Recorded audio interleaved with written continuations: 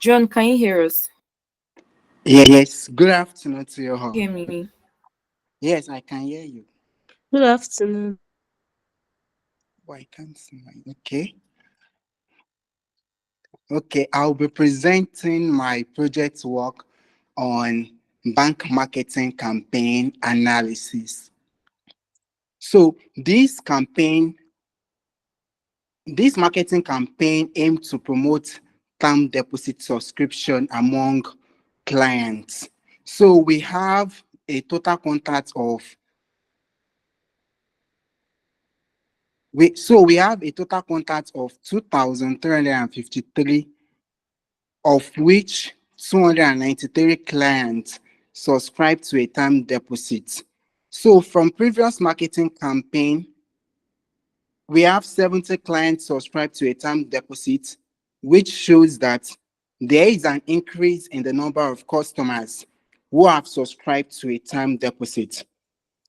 Out of the total contact, 351 customers collected a personal loan, and the average yearly balance is 2,340 euros. Here, we have a summary table showing the contact, duration, and subscription rate of our clients. So, based on the contact communication type, the total number of contacts by telephone is 149, of which the telephone type has the highest subscription rate of 0.19, followed by the cellular, which is 0.15, of which it has the highest number of contacts and the average campaign duration, and of which the unknown communication type has the lowest subscription rate of 0.04. Here, we also have a donut chart showing the subscription rate by education level.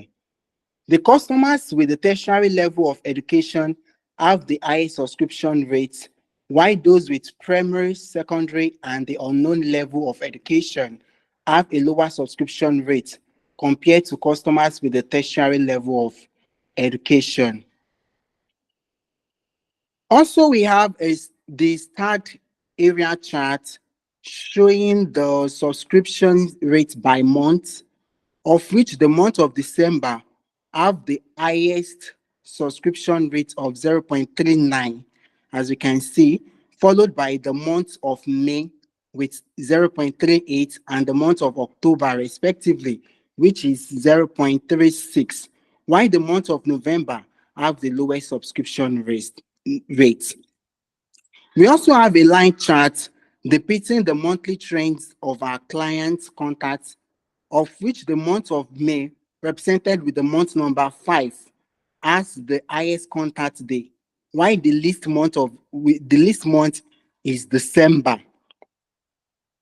So from our line chart shows a constant trend. So in time series, we have three different types of trend. We have the upward trend, the downward trend, and the constant trend. So here we have a constant trend, which implies that the value of the data are changing at a steady rate over time. This suggests a predictable pattern indicating stability in the underlying data. So such trend indicates a consistent performance in the marketing campaign. So this can also help in forecasting or identifying long-term strategies. So up to the next slide, please. The demographic segment and duration analysis. Thank you. Here we have a donut chart showing the subscription rates by contacts. We can see that the telephone the telephone communication type has the highest proportion of 49.60%, and the lowest is the unknown type, which unknown communication type of 11.21%.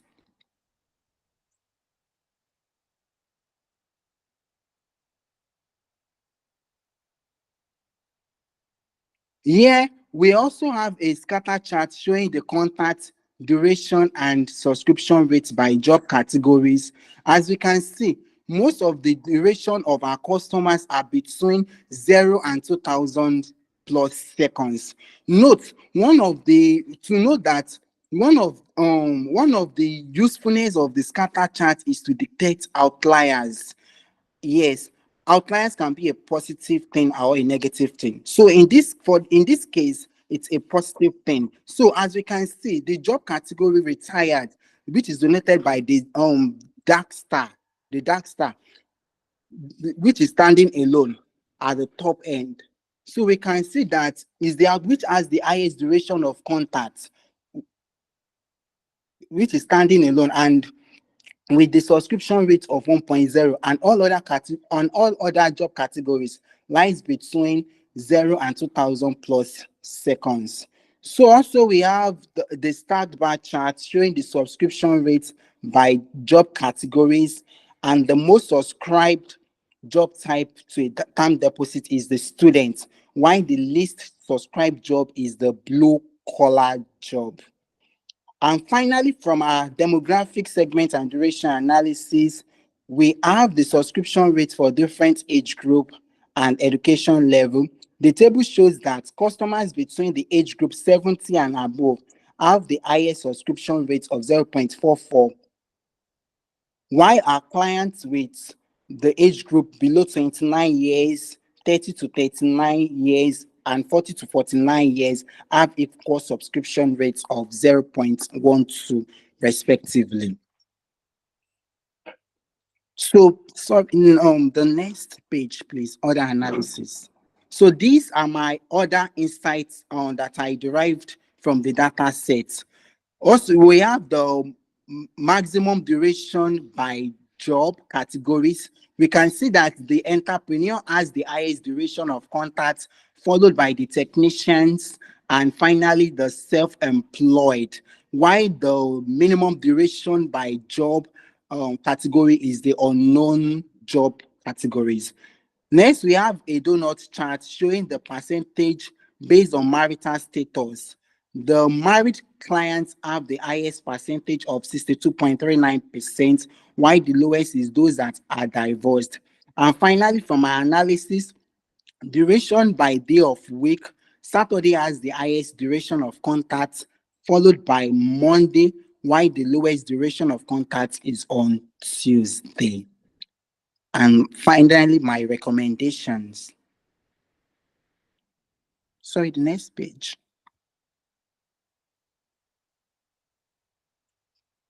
Okay, thank you. So focus one, the following recommendations can be made to improve the efficiency or the effectiveness and the consistency of future marketing campaigns. One, focus should be made on students rather than the blue collar job. Since our clients with the job category students have shown the highest subscription rates, it will be beneficial to focus efforts on targeting these categories in future campaigns. Two, we can prioritize contacting the entrepreneur and student categories. Although entrepreneur have shown the longest contact duration, students have the highest number of subscriptions to the campaign. It is therefore advisable to allocate more resources towards contacting the entrepreneurs and students, as they have demonstrated a high level of subscribing to a term deposit. And finally, we can tailor strategies for education level. That is, customers with the tertiary level of education have demonstrated the highest subscription rate. It would therefore be wise to create marketing strategies that appeal to these educated categories. However, customers with other level of education have shown a lower subscription rate compared to those with a tertiary level. By implementing these recommendations, the marketing teams can improve the effectiveness of future campaigns. Thank you. Thank you very much. That's the end of my presentation.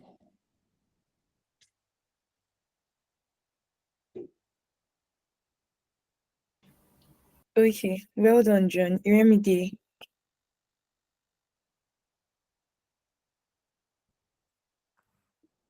Hello, Iremide, can you hear us? Your corrections, what do you have to say regarding his report?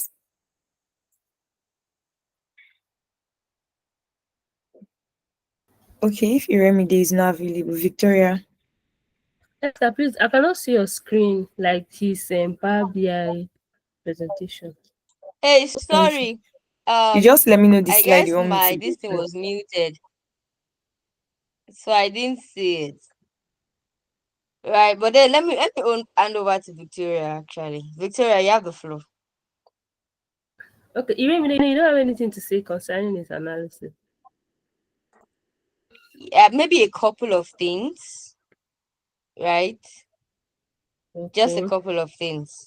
Yeah, and it's more around the organization of all of the charts. Do you understand? And also, when you look at total contact, this 2353, you can add a comma to it, right, to make it more readable, right? Your slicer still needs to be, properly adjusted. It's just looking raw. Choice of color, great. The company logo, choice of color, amazing, right? I think those are just at the point of subscription rate is 0.19. Do you mean 19% or is 0.19? Do you actually understand? So those are just some little things that I have, but I guess Victoria would bring all of them together. Thank you.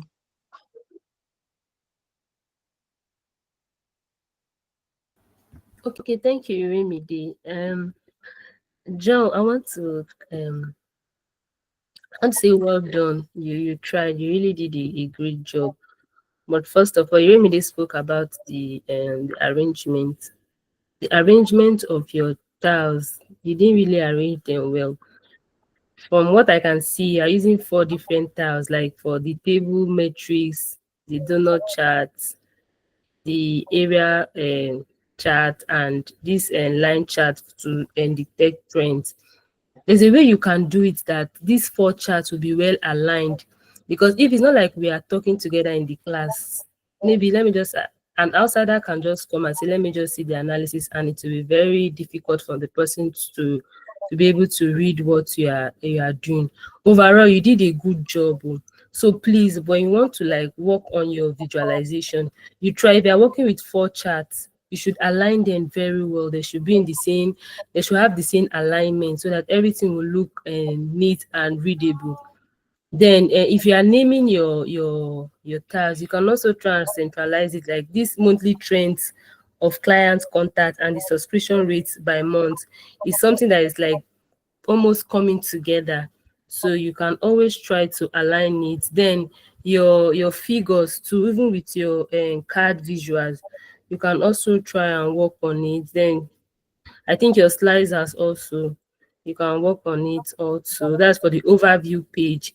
And then you know that there's something we call buttons for you to make your presentation more interactive. There's something we call buttons, because by the time you load this particular report to maybe Power BI service, and maybe you want to share it out with your friends, you know someone cannot be clicking different pages like that, but with your buttons you can just click on the buttons and it will take you to the particular page that you want to like go through the analysis. And then for this demography and segments page, for me, I think your card visuals should be something that should be at the top of all your presentations. It should be at the top of all your presentations. Overall, you did a good job. So it's just these little things that I have to say. And then when you arrange them at the top with your slicers, then the remaining charts, you used these scattered plot charts, and you can still arrange them in the sense that it will be well aligned and everything will look very neat and beautiful and readable for someone to read and know what you are doing. And the choice of color is also okay. It's okay. Esther, please let me see the other analysis. The other analysis.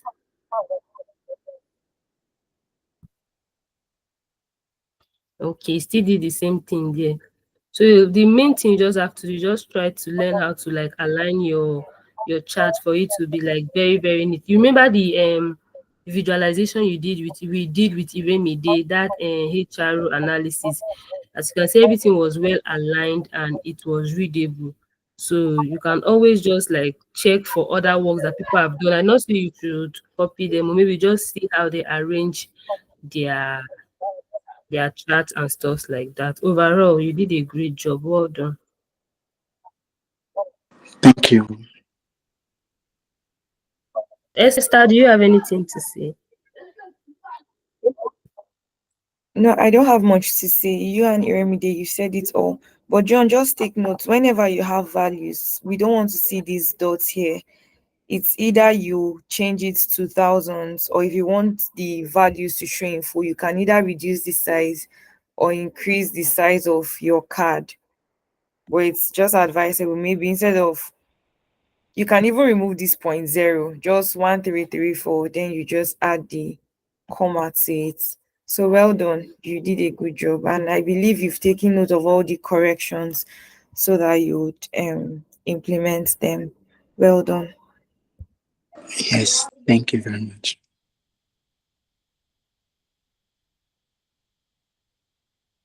So, Iyanu, To your you, is Iano presentation. presenting?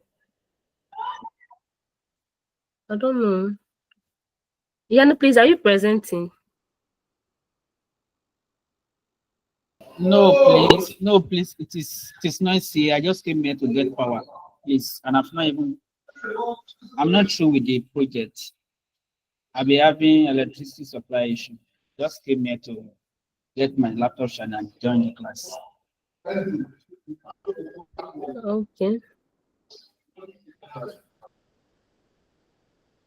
I think that would be all. I don't know if any other person is still presenting. So I guess they just, okay. Hello, Esther, please, what did you say?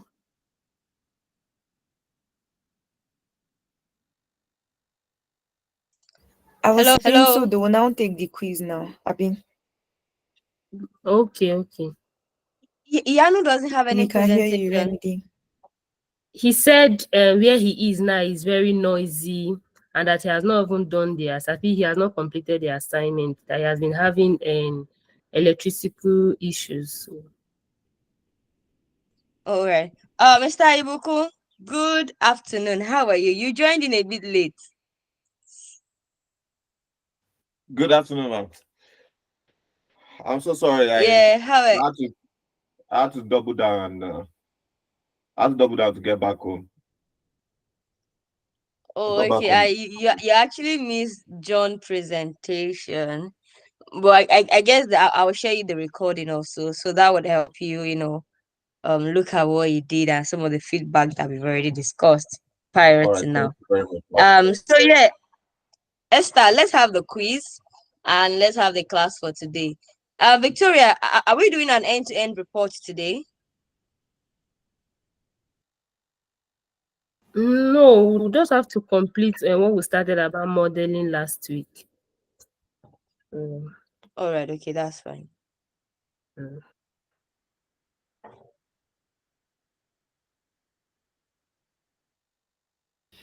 Okay, so I'm trying to get the quiz, but my network is delaying. So let's just give me a few minutes.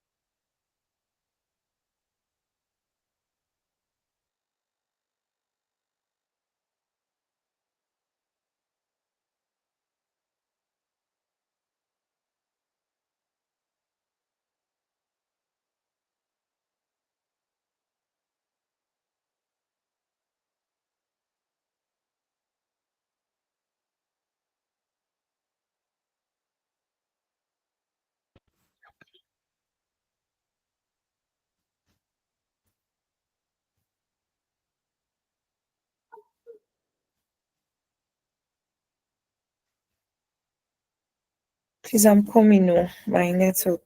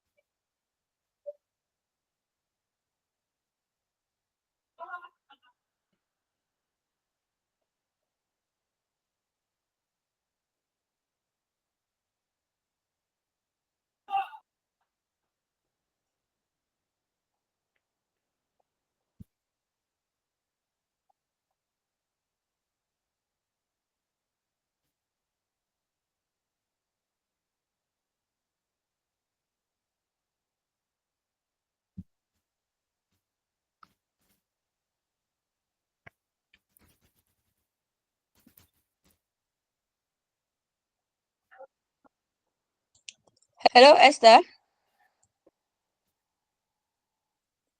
Victoria, do you want us to continue with this class and we can get quiz later? Is that fine? We can Okay. have the quiz It's very before the class. Yeah, it's fine. Mm. You can just keep trying. If you're able to get it, we can have it before the end of the class. All right, Victoria.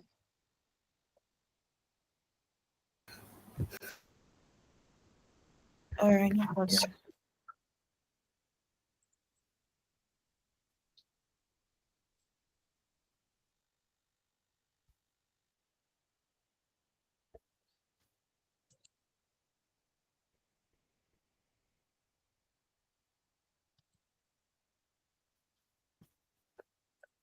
Good afternoon, everyone.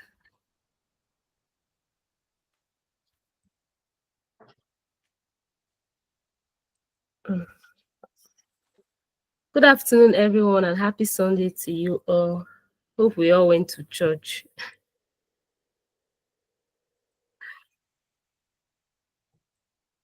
Hello, please, can you hear me?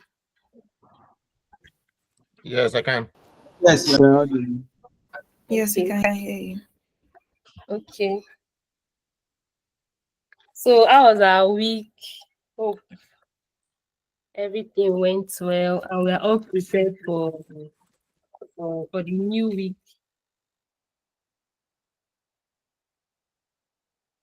People should talk now. Why is the class quiet? It is not sitting where I am. I can't really respond. Okay.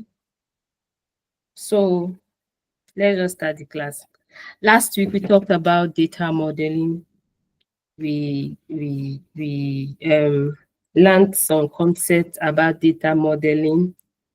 So I think it was only Mr. John that was in class last week.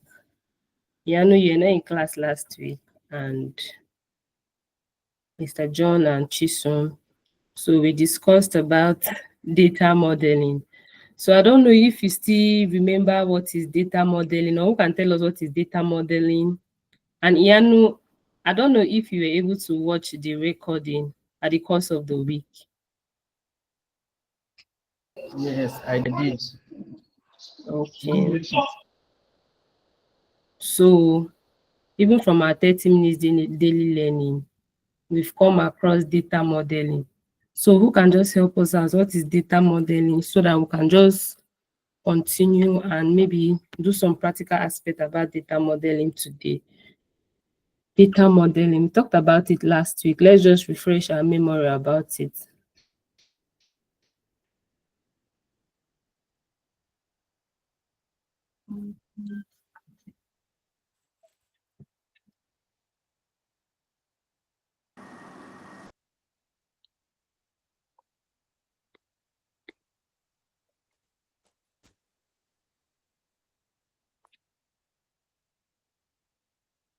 Hello, John. You are trying to speak, but we cannot hear you.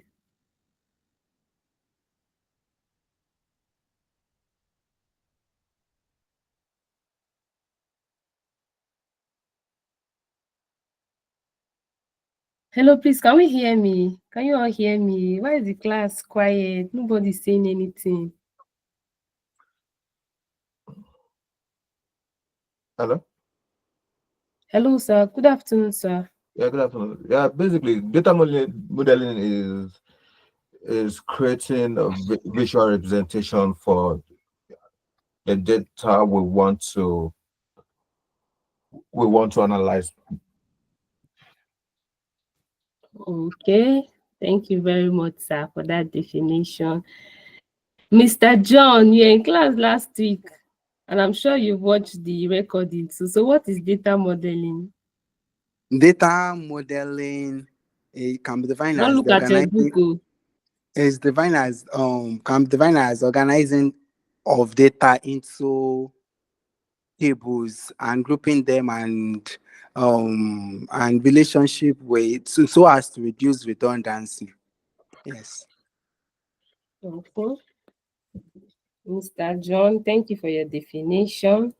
So for the sake of those people that were not in class last week, we said data modeling is the organizing of data into tables based on groupings and relationship to reduce redundancy and to optimize efficiency. So that is basically what is data modeling. And data can also be organized into table as either the fact table and the dimension table. We spoke about it last week.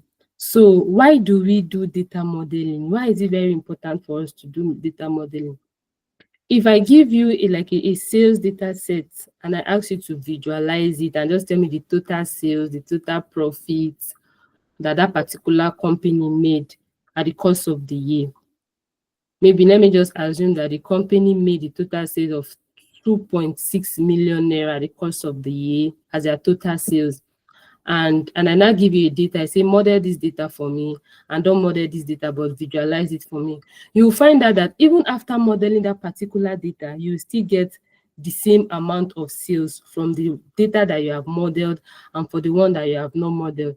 So the main important reason why we model our data is for us to reduce redundancy, to reduce repetition. I gave a practical example that if I go to a supermarket to get something and let me just say I always go there to get my groceries, and then if they used to see me there every month, they'll just be like, hey, please, I want to open like a customer account for you in our supermarket. And I'm like, okay, that's fine. So just imagine me going there every month to do my groceries, and then for the numbers of time I go there, then my name will be on their database. If I go for January, all the groceries I bought, everything will be on their database. If I go for January and February, like that till December, and then you find out that instead of my name to be there in their database, but instead of my name to be on their database once, you find out that it was repeated the 12 times I came to get that particular grocery. So as a data analyst, when you want to model that data, you now be like, this data is too big. Is there a way that I can model this particular data to reduce the size so that for me to be able to work effective and efficiently? That is why data modeling comes in. That is when data modeling comes in. It will help you to reduce the numbers of repetition you have on that particular data set for you to be able to what? For you to be able to do a perfect analysis. It's not that you are deleting the data set or you are trying to know. Well, the main thing that you are trying to do there is for you to reduce the size of your data set so that when you are loading it, or maybe when you are working on it, or when you are trying to like do some basic analysis around it, it will be very, very easy for you. So the main reason why we do data modeling is for us to like organize it based on their grouping and relationship to reduce redundancy and for what? And to optimize efficiency. And then I went on to tell us that data in data modeling will be organized into table as the fact table and the dimension table. We still have the slides in the last class. We said our data will be organized into table as the fact table and the dimension table.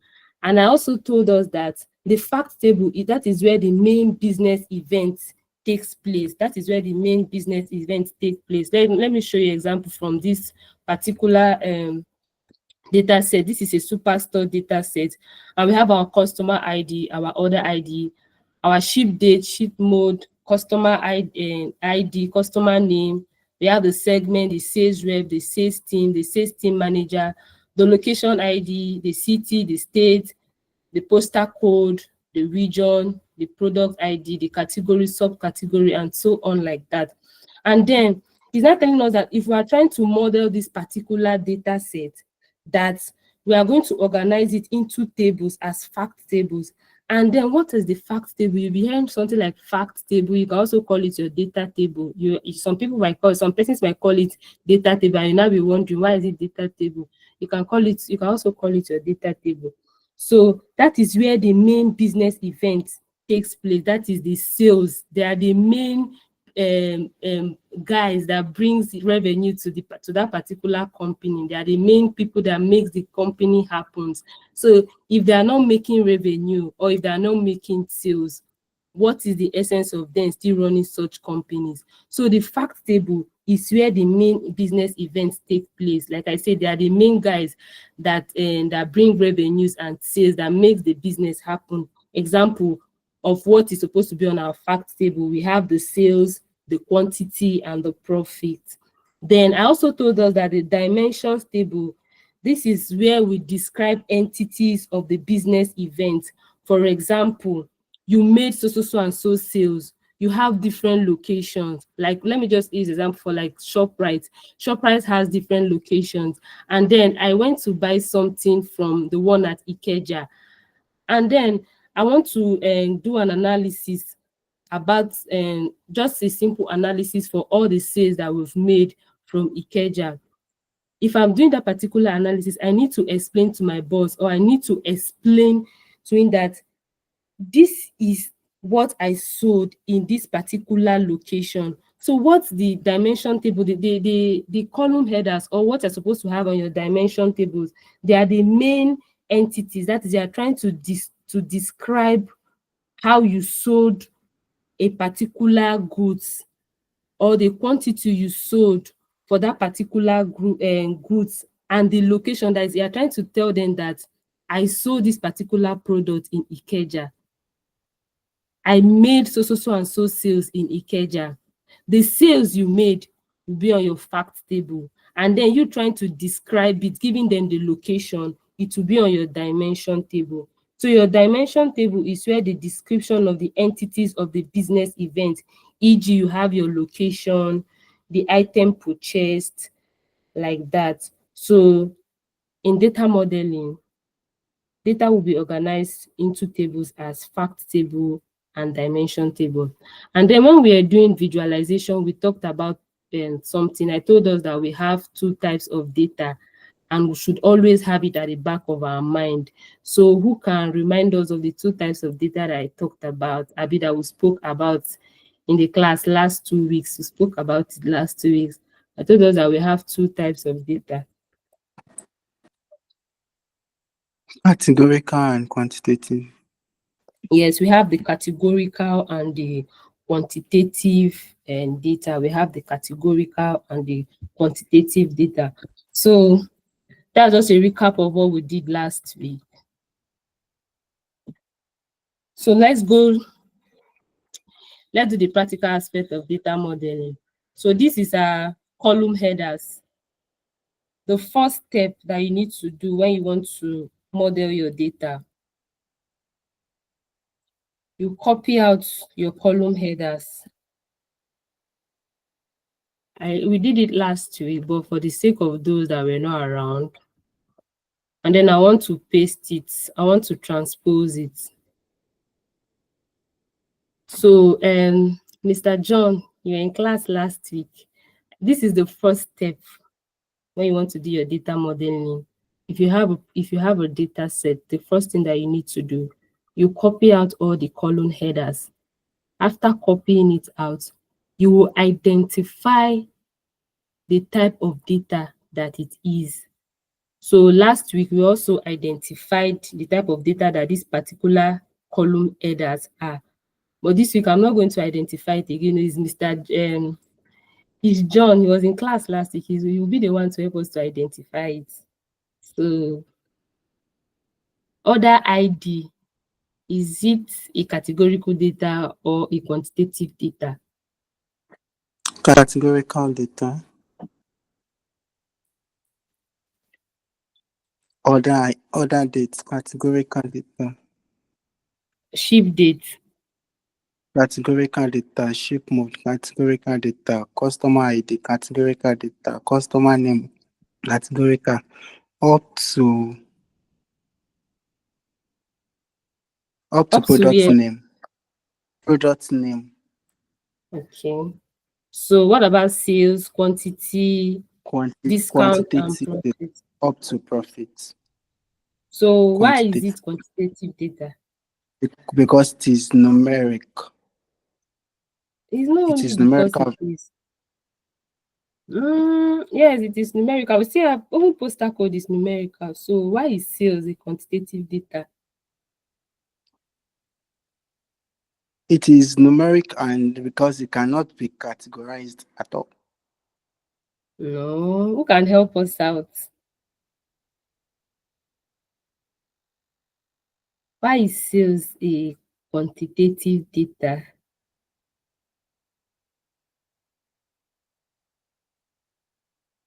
Sales is a quantitative data because one, you can perform an aggregate analysis on it. You can sum it up to get a particular something, but you cannot sum up your postal code to get a particular figure that you want to work with. So for your sales, for your quantity, for your discount, and for your profit, they are called quantitative because you can perform an aggregate analysis or an aggregate, and they can be used to perform an aggregate function. That is just the main difference between your quantitative and your categorical data. It's not because they are numerical, because you have postal code. Postal code is also numerical. So it's not because it is numerical. And also your order ID is numerical also. So it's because you can perform an aggregate function on it. That is why it is called a quantitative data.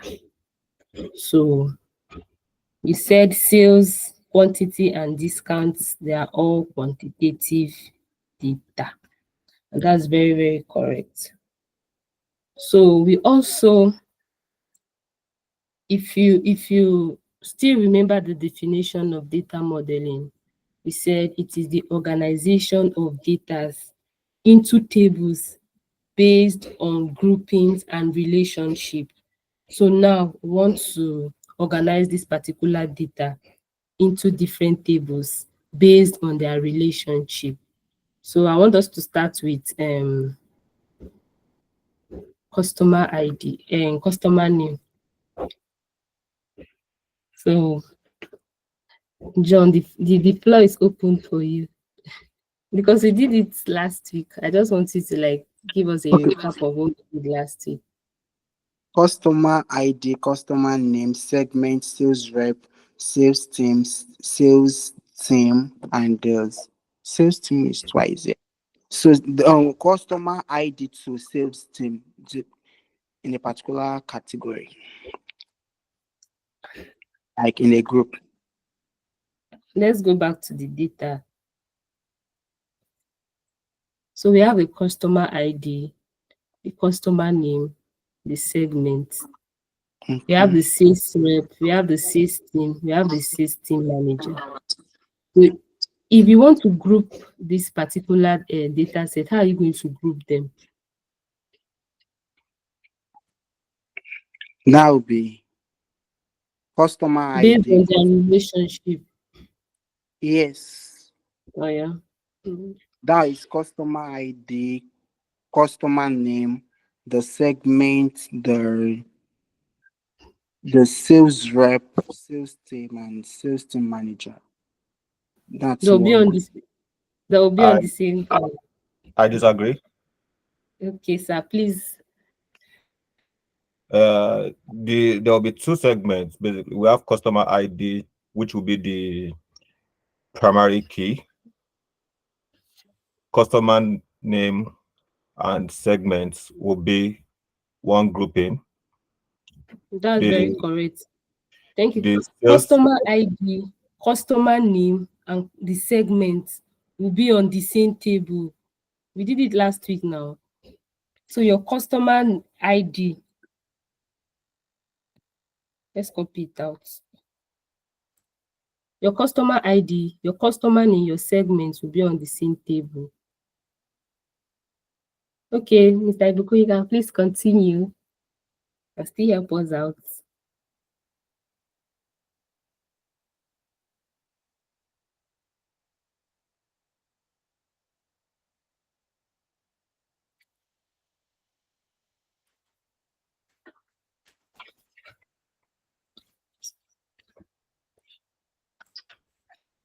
What about for sales team? How about the sales? How are we grouping it? I thought Oh, we've all sorry. watched the recording. Oh, sorry. I didn't know that my mic was turned off. Sales Okay, rep, sir. sales team, Okay, and sales team manager will be another grouping. that's very correct.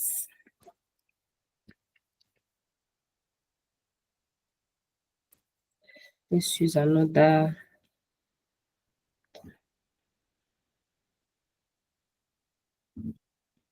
So what about location?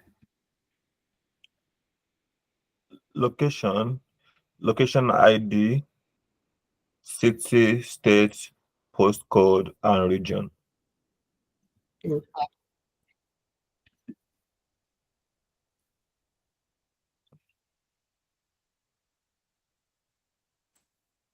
Including region. Okay, let me see. Okay, I didn't copy region.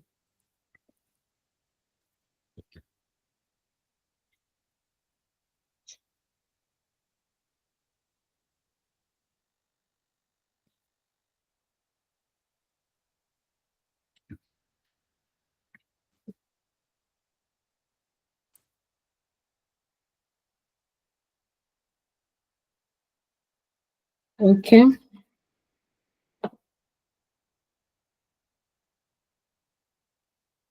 Any other grouping? Any other grouping? Product ID. Okay. Product ID to down to product name.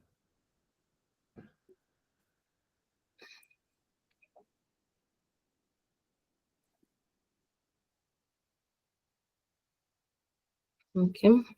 What about other ID, Yes, we other have that. dates, and Yes, ship we have mode? that. Are we grouping them? Yeah, we're grouping those ones together. Yes. Okay. John, are we grouping them? The other ID, the other date, the ship date, and the ship mode.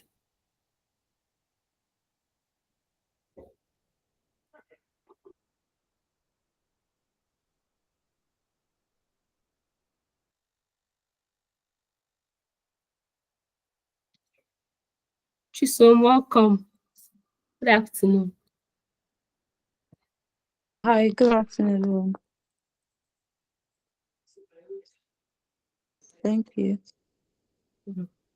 So I said, what about the other ID, the other date, the ship date, and the ship mode? Do they have any relationship? Like, are we grouping them? Yes, we'll group them. To me. Okay. Mr. Ibuku said we'll group them. John, what is your take on that? Are we grouping them?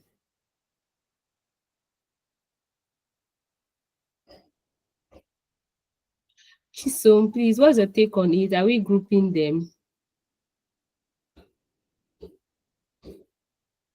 The other ID, the other date, the ship date, and the ship mode.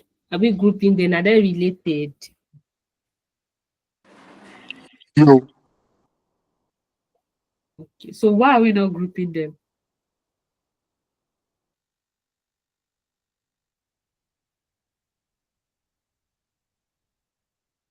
I think the ship date and the ship mode can stand on their own, both of them. Then the other ID and other dates separately. They are all standing on their own separately. The other ID, the other day, the ship date, and the ship mode, because they don't have a relation, they don't have any relationship together.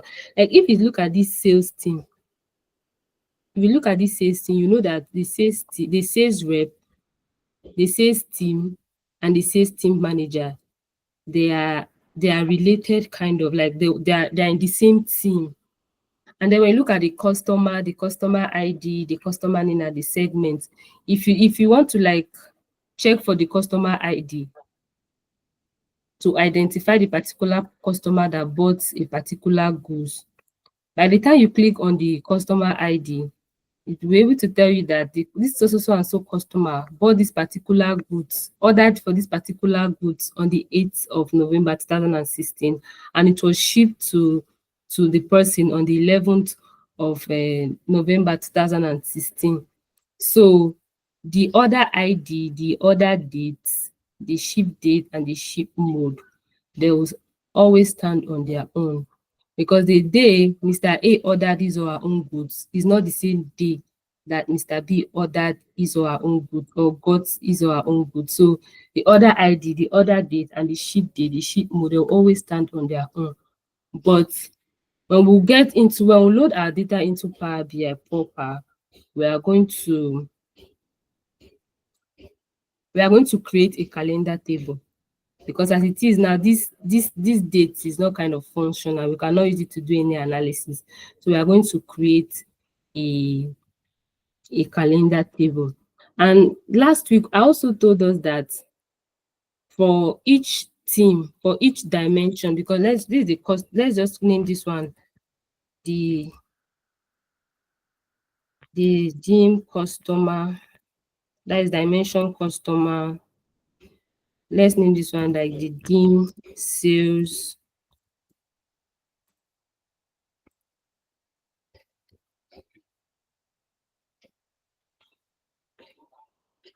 This is the team location, and we have the team products. And I said the order ID, the order date, the ship date, and the ship mode, they will stand on their own. So let's bring them here.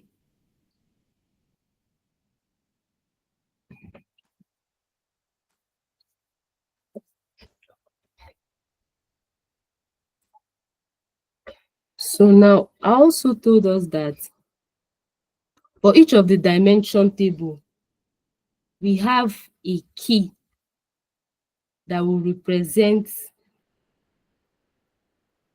its own family. Like you have a particular person, let me use it like human being. Now you have a particular person in each of the dimension, or in each of the family, that will represent them on the fact table. And then I told us that the representative from each of the family is called something. And then when you take it to the fact table, it changed to another thing. I said it last week, so I don't know if you still remember. This class is just like a recap of what we did last week before we do the modeling proper on. So I don't know if you still remember. For our customer ID, our customer name, our segment, who can tell us the primary key here? Customer ID. Okay, your customer ID.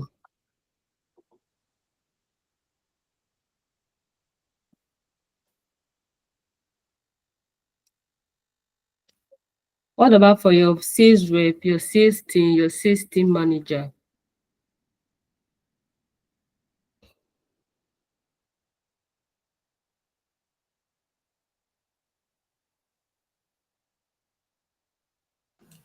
Sales team. The primary key?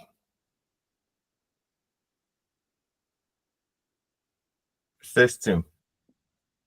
Okay. The primary key is defined as the smallest unit of that particular family. Is defined as the smallest unit of that particular dimension table.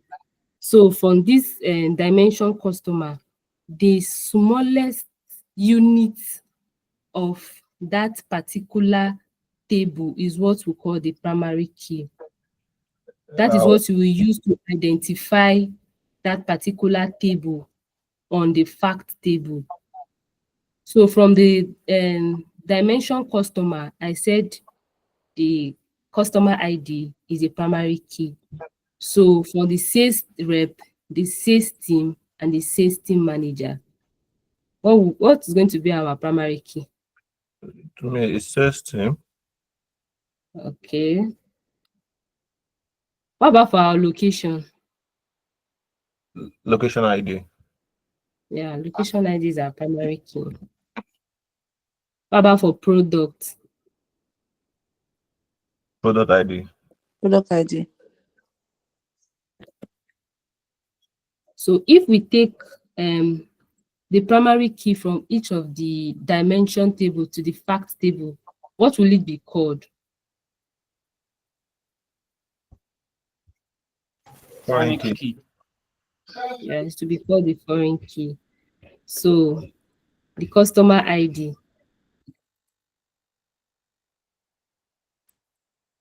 For location is location ID. For the sales rep, for sales is the sales rep. And then for product is the product ID. Excuse me. Excuse me, ma'am. Okay. I have a question because from my understanding, I understand that when the product primary keys are basically the unique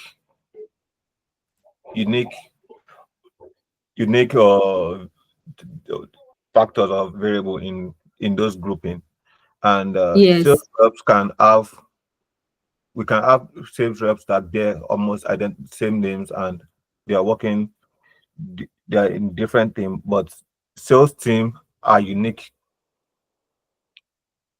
I believe sales team are unique groups which sales reps are under. Yes. So that's why I believe that sales team should be the primary key instead of sales rep. Okay. Like, you know, this is the sales representative, and then Yeah. this is like there's like their sales team. It depends on how the organization operates. You know, there are some organization you will go to, maybe the sales rep might be the junior to like the sales team person there. Maybe let me just assume that the sales rep is reporting to the sales team, and then the sales team is reporting to the sales team manager. So Okay. if like you want to get an information about a particular sales, any of the sales representative, you can always reach the first person that you can meet is the sales rep, depending on how they structure the organization. I don't know if you understand what I'm trying to say. I got you. So is it?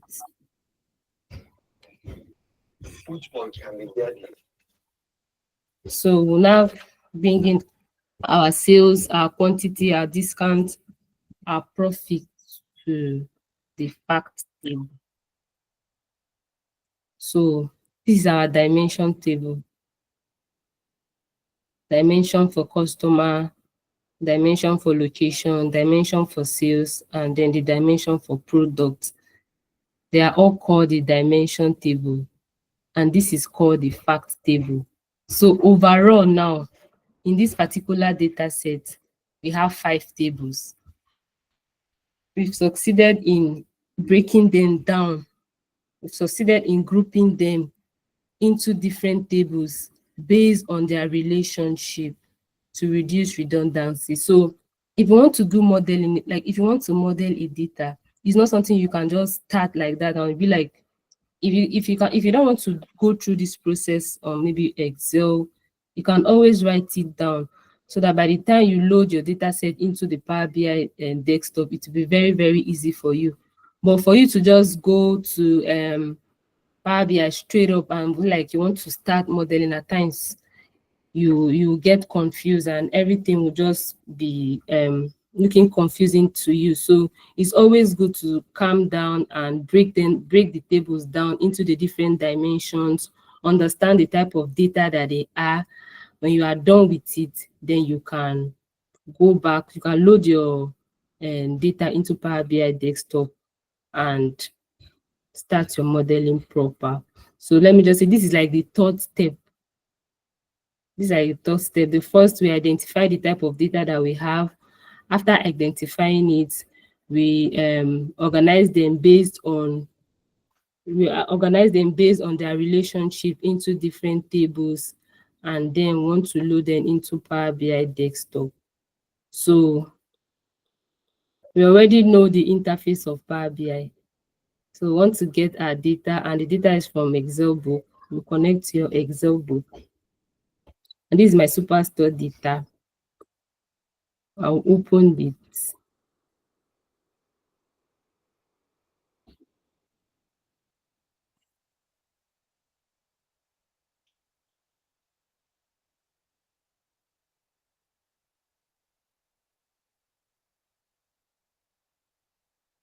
So it's asking me, do I want to load the orders or the sheet table? I just need this orders table. That's what we are working with. We don't need that sheet table. We can always go back to see how we broke down our data. So we don't need it. So this is our orders table. So what are we supposed to do next? Should I load it directly into Power BI desktop, or I should transform my data? What are we supposed to do next?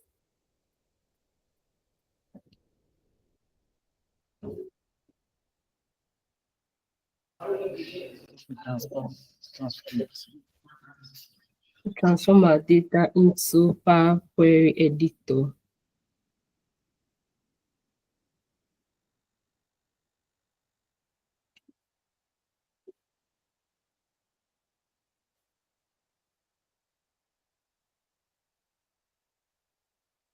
So this is our data set.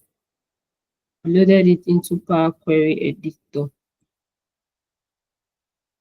So I said, if we load our data into Power Query Editor, that there are some basic things that we need to check out for. We need to look out for before we can start anything that we want to do. So who can tell us some of the things that we need to check or that we need to look out for before we can start working on this data sets?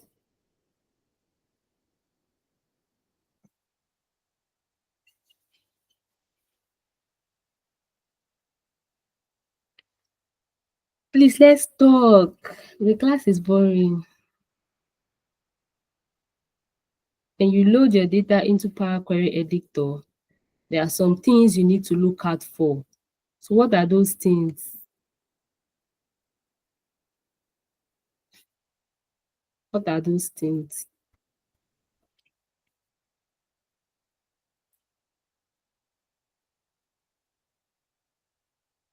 Except for the missing value, the non-values, if they are present. And the data type. You check for what, please? The data type. Yes, you check for the data type.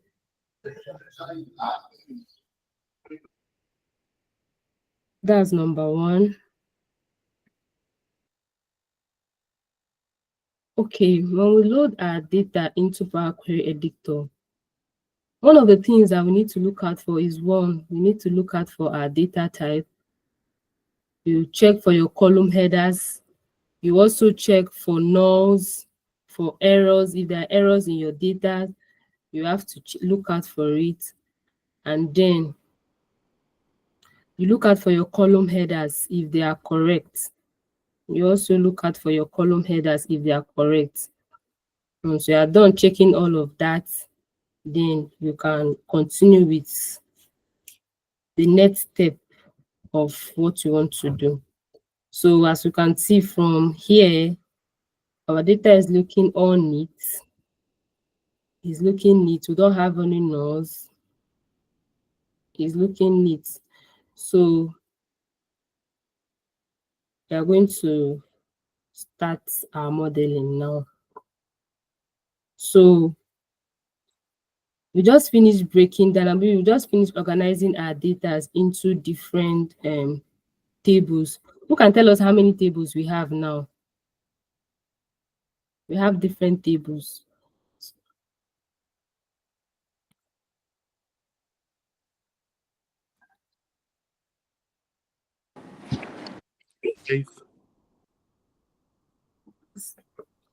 Sir, please, I cannot hear you. 5. Okay, so we have 5 tables. We have 5 tables. So the first thing that we need to do after looking out for your data, after detecting the type of your column headers, for nulls, for errors, you duplicate this table 5 times. You can reference it or you can duplicate it. But me, I like to use the duplicate, because once you reference it and you want to delete this particular one, you cannot be able to delete it. It's not like we are deleting anything, no. But for me, when I'm doing my modeling, I like to like duplicate it. So from here, we have 5 tables. We have 5 tables. We have the customer dimension, we have the location dimension, we have the sales dimension, we have the product dimension, and this is our fact table or our order table. So since we have 5 tables, we are going to duplicate this particular data set into 5 different places. So we have 1, 2, 3.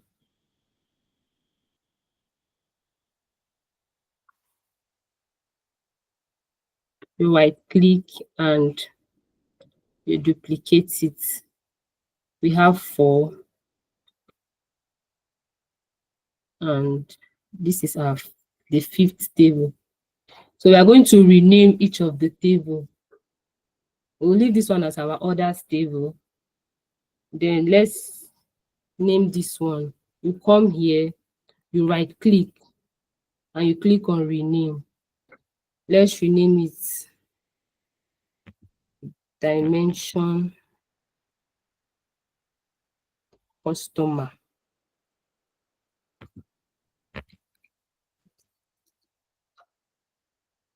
Come to this other table, you right click, you rename it dimension product.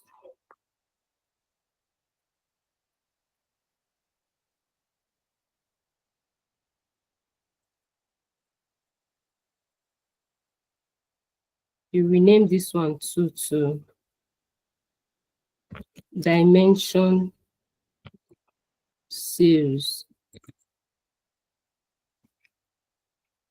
And the last table,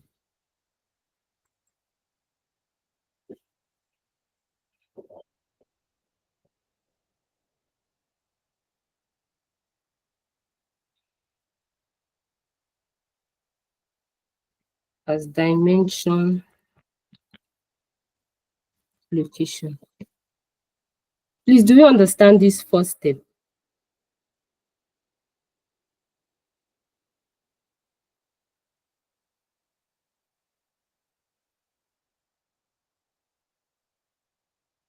Hello, please, do you understand, or should I explain again? Yes, I do. Okay, I should explain again. Yes, please. Okay. I said from the definition of data modeling is the organizing of data into tables based on grouping and relationships to reduce redundancy and to optimize efficiency. So this is the data set we are working with. We want to model the Superstore data set. And then the first thing we did, we copy out all the column headers into a new sheet. And after copying it out, we identify the type of data that it is. We spoke about the categorical data and the quantitative data. After doing that, we now organize the column headers, the particular data that we have for each of the column, into different tables based on their relationship. As you can see, you see that customer ID, customer name, segment, they are related together. So we grouped them into the dimension table called this dimension customer. We also see that you can also see that location ID, the city, the state, the postal code, the region, they are also related together. And then we organize them into this particular table called the dimension table. For the sales team, the sales team manager, they are also related. And then we organize it into this particular table called the dimension sales. You can name it as sales if you want to. I just use the dimension so that we'll know that we are talking about the dimension table and the fact table, since data are organized into the dimension table and the fact table in data modeling. Then we have the dimension product, the product ID, the category, the subcategory, and the product name. They are all under the dimension product. And then I said that all these things are seeing a customer ID, customer name, segment, they are all column headers. They are just like the head of each of the columns. I just copied it out like that for us to be able to identify it, and for us to be able to like organize it into different tables. You are looking at it now, we just have their column headers here. All the data under it, we have not copied it under each of the column headers. We just want to break it down into different tables. And then after breaking it down, we now said that we have the primary key and we have the foreign keys. What are the primary keys? They are just like the unique keys or the smallest unit of each of these tables that will represent their family. Let me just say their family on the fact table. And when they represent their family on the fact table, they are called the foreign keys. So this dimension table, this is a table, this is a table, the sales is a table, and the product is a table. If you count it now, we have 1, 2, 3, 4, 5. All together, we have 5 tables that we got from this particular data set, this Superstore data set. And then we now loaded our data set into Power Query Editor. So we have the orders table. I said we'll be able to break down our tables into different tables. We'll be able to break down our data into different tables. We'll be able to like organize them into different tables. And when we did that, we discovered that we have 5 tables. That is the orders table. You can call it the fact table. Then this is the customer table. This is the product table. This is the sales table, and this is the location table. How did I arrive here? I came to the orders table and then I duplicated it 5 times. I duplicated it 4 times, sorry, 1, 2, 3, 4.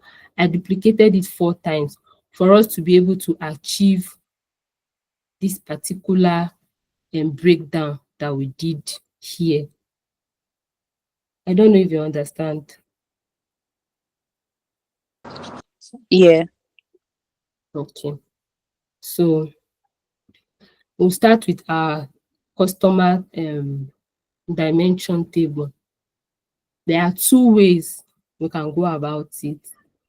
The first way, we can come to choose column.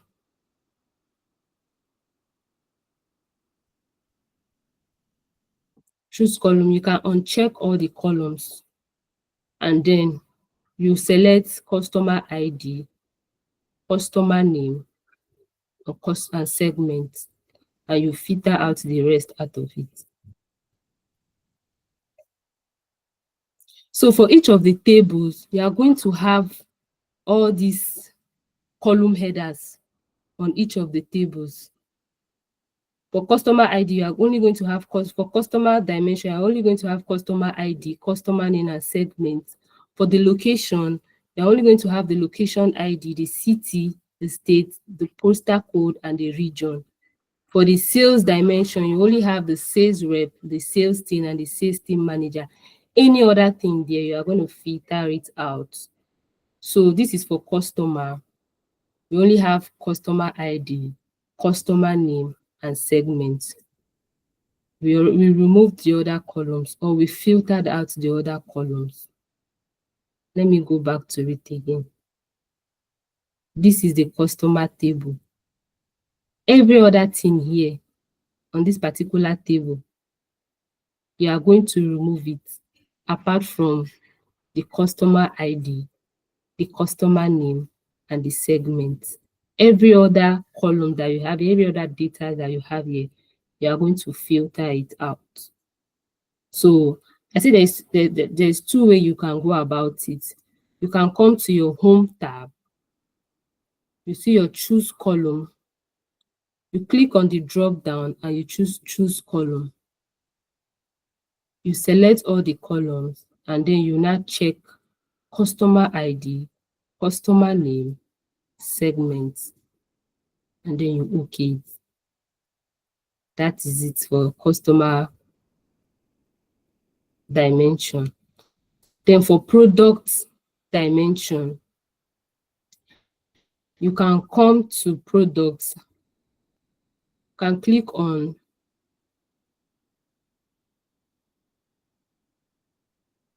let me teach us the other way. You select your product ID, your category, your subcategory, your product name, no minus the sales. You right click and you say remove other columns. That is another way that you can use to filter out the columns that you don't need in the product dimension. You can use choose columns, or you can select what you need and then remove the other columns. So for the product table, we only need the product ID, the category, the subcategory, and the product name. So for the sales table, who can help us out with this, Sam?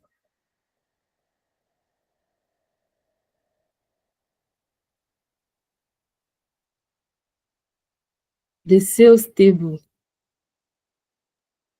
Look at what we have now. And what we have on our sales table. We have the sales rep, the sales team, and the sales team manager. So what am I going to do?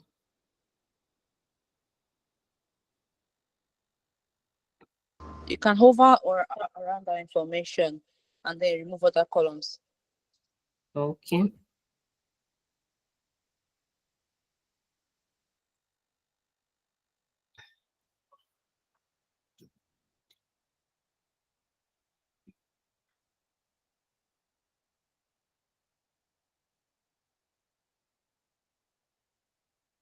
What is that for the sales dimension?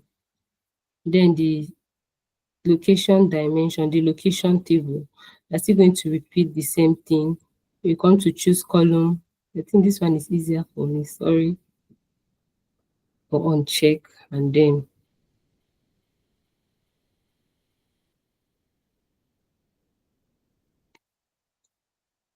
the location ID, the city, the state, the postal code, and the region. So we've done for our dimension table, our customer dimension, our product dimension, our sales dimension, and our location dimension. Then we'll now go to our others table. Is our others table your data table or your facts table? It's either called the data table or your facts table. So now, this your others table or your facts table, you are still going to remove some things.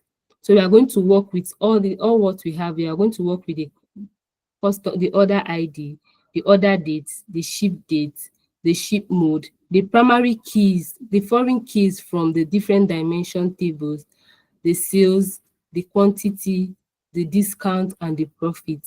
Any other thing that is there apart from all these column headers will be filtered out. So for do we need the let's use choose column to do, we are doing this one together. So let me uncheck. So do we need order ID here?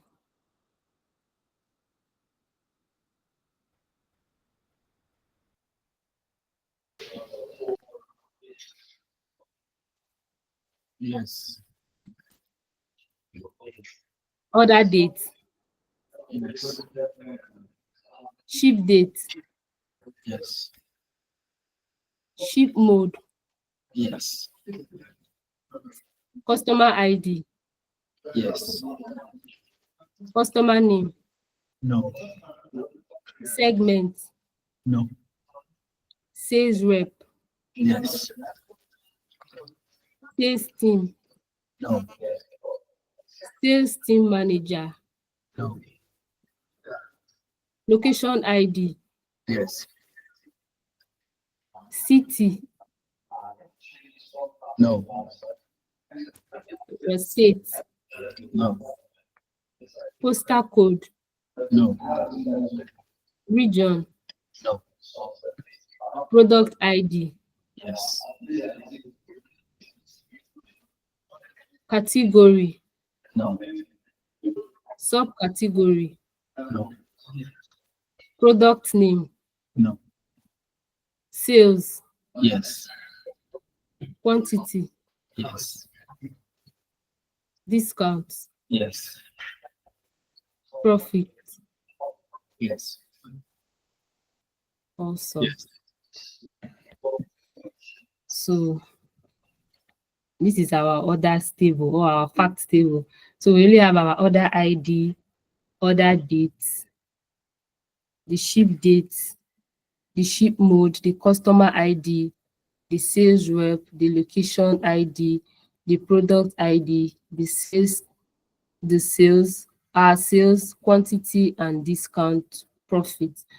So now for our customer table, we will have to remove duplicates. Like I explained earlier, I said, let's take example for this first customer. The person, let me just say the person went there more than, or let's use this person, this Hoffman. He purchased something 6 times, if I'm not mistaken. And for the numbers of times that he visited that particular company, his information, everything that he bought was recorded in their database.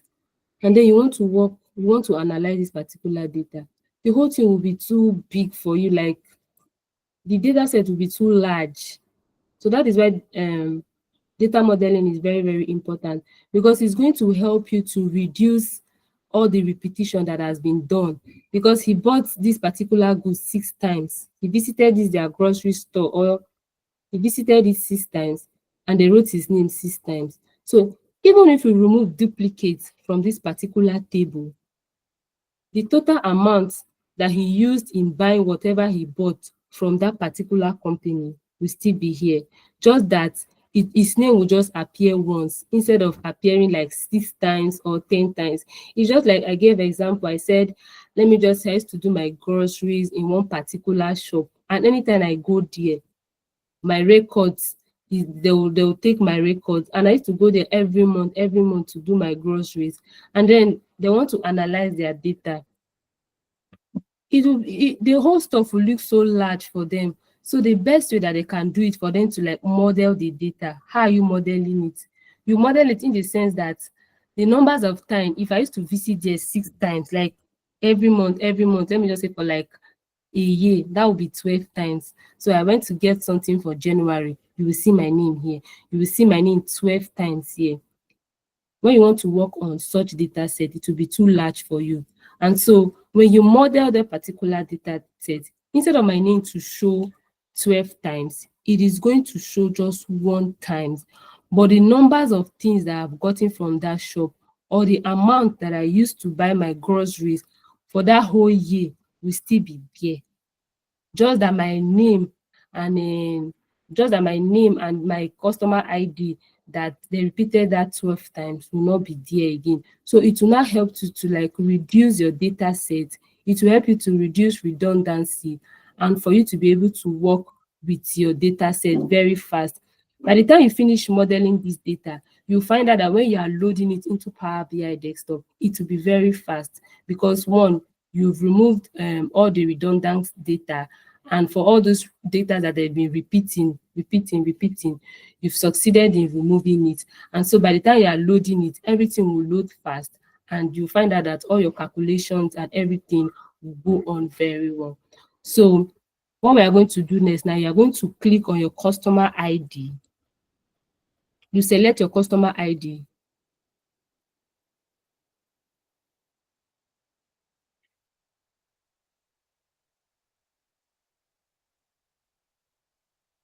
You select your customer ID, your customer name, and your segment. Then you are going to remove duplicates.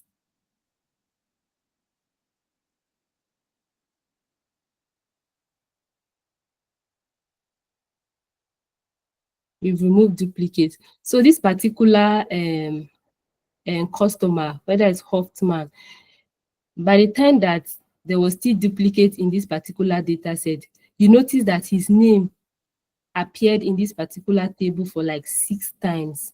But as we have removed duplicates, you notice that it just appeared only once. So that is just the main essence of data modeling, for you to like reduce data that are being repeated on a particular database. So you are done with this particular table. This particular table is all set now. You have removed all the redundant data and it is perfectly okay. You only have just distinct data there. They just appeared once. You will not see them twice again. Then you go to your product dimension, your product table, and you also do the same thing. You select your product ID, you select your product ID, your category, your subcategory, your product name, and then you right click. Oh, sorry.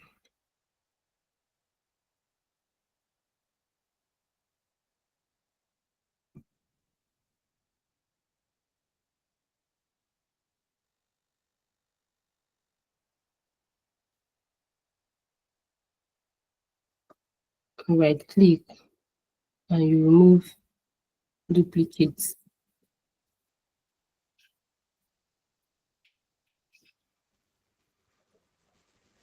You come to your sales table. You select everything. You right click and you remove duplicates.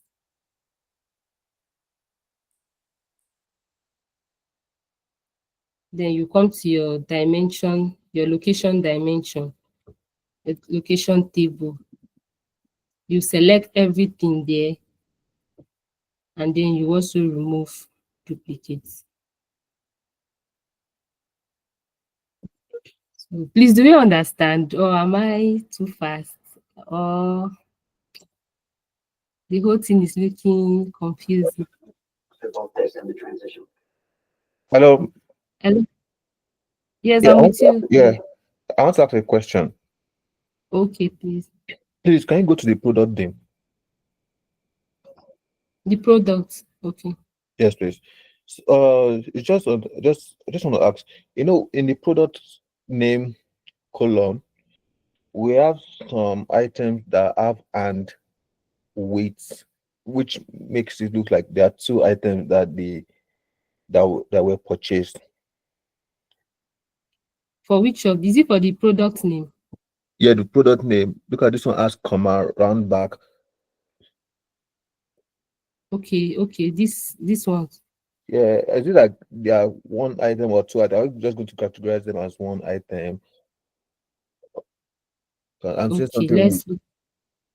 let's look at it very well. Okay, I this know is the they have product ID. ID. Yes. Okay. The category is okay with you. The Yes. Yes. subcategory is okay. Yes. I Is am. the product name is one particular product? Let me just assume that maybe they bought iPhone. They'll write the model of the phone, like this particular phone that they got. Yeah. If you look at They'll write that fourth row, they said Eldom expression, wood and plastic. okay, Yeah. this Yeah. particular And plastic Dex accessory, comma cherry wood. cherry wood. And I think they're trying to like describe, I think that's the name of the product, Okay. because it still made us understand here that it's under furniture. That is the category Okay. is furniture. You All right. understand? So I don't think it's like Yeah. it's All right. different names or different product that they are talking about. But what about when we have situation whereby product name are maybe all items are categorized under one like product name? Let's say like we mentioned, we have iPhone. Like I bought iPhone, Samsung. They listed them all together with the decimeters as commas and stuff like that. Are we going to split them out or leave them in the column like that? No, we are going to. It depends on how you want to. Oh, it depends on what you want to analyze. We are Oh. going to split them out, and that is when you are preparing your data. Like maybe when you want to clean your data. Yes, yes. I think we did something like that. We did something like that. That in a particular company, like in that particular data set, they wrote different. Like they wrote three. Somebody got a goods and they recorded it into one particular column. So we were able to like split them into different columns, because if you leave it like that, it will be very hard and you cannot be able Yeah. to do any analysis with it.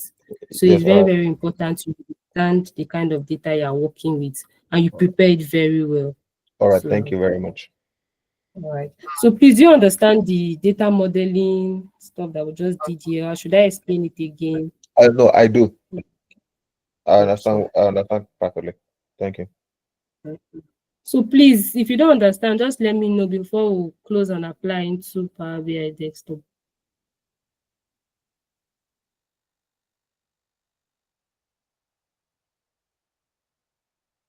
Yano, do you understand? Chisom, John, please. Understand, I'm fine. Thank you. Okay. So from our dimension table, we can tell that we don't have any duplicate again. We don't have duplicates on our dimensions table for customers, for the product, for the sales, and for the location. But we still have duplicates in our orders table. But we are not going to remove duplicates from our orders table. We are going to leave it like that. So since we are done with breaking down our tables and arranging them, next thing to do is to close and apply it into Power BI Desktop.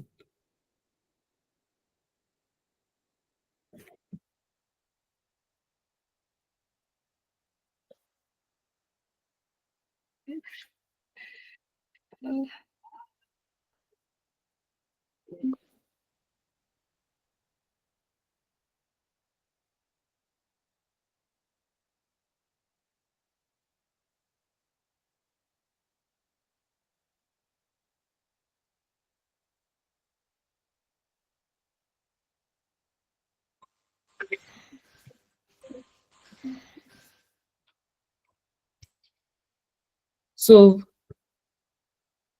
this is our data view, and this is our model view.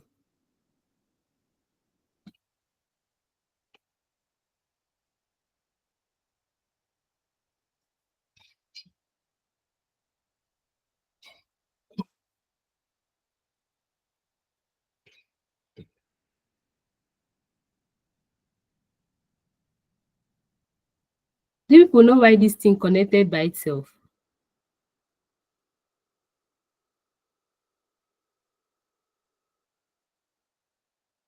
Mr. Ibuku, do you know why it connected by itself without us doing the connections by ourselves? Yes, I do because of the the primary keys that are linked with the fact tables. It's No, no, no.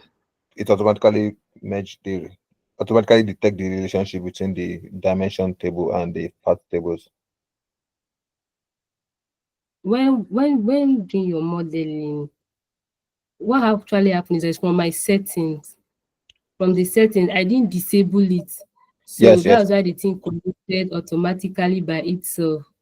If not, I'm yes, supposed to be the one. You are supposed to be the one to do the connection by itself. You understand? So if you click on customer now, you see that customer ID is connected to customer ID on the orders table. You yes, understand? So yes. the primary key will connect to the foreign key on the fact table or the data table. That is how Okay. it is. Even from the category, you discover that the category is connected with the product ID on the fact table. And then the dimension table, you also discover that the location table, as I just clicked on the relationship, you can see that the location ID immediately highlighted this particular location, telling you that the location ID from your location dimension is connecting to your primary key on the orders table or your fact table. And then your dimensions table for sales, if you click on it, you see that the sales rep is highlighted, means it is connecting to the sales rep on your orders table. So when doing your modeling, you always go to your file, get data. No, sorry, Setting. options and set. Sorry,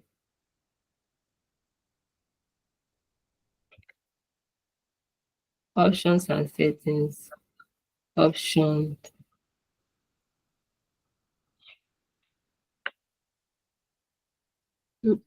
data load.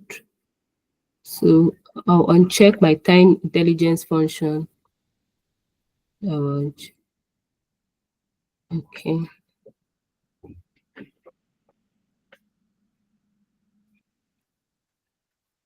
I'm supposed to do this before loading it. Let me see. Let me go back to Power Query.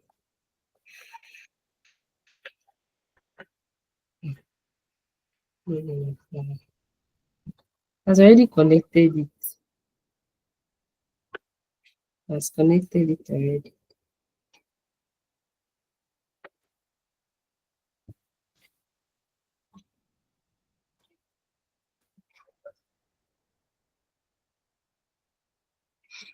So Don't worry, from man. here now, I understand that okay, you understand. I understand it's not supposed to connect automatically. It's not best practice. Yeah, I you're not understand supposed that. to connect automatically, Yeah. yes. So I Yes, just wanted to explain to others so that they will know too. thank you. So this is called the one-to-many relationship. We have the many-to-many relationship. We have the one-to-many relationship.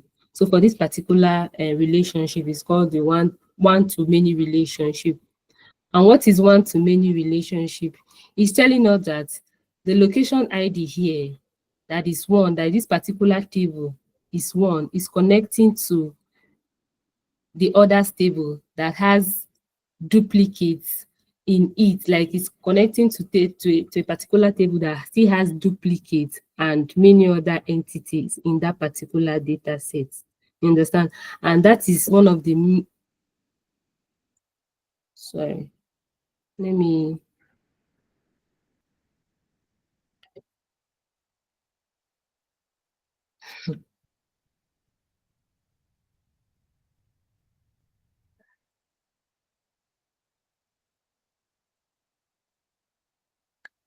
let me see.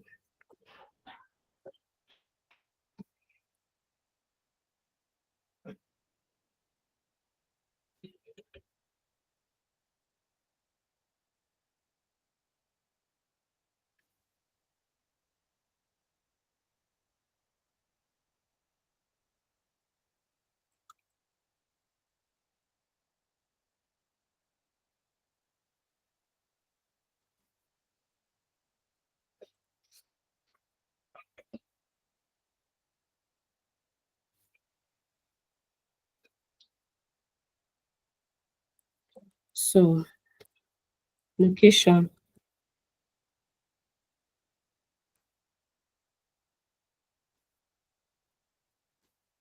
What happened to my model? One into one. It's remaining.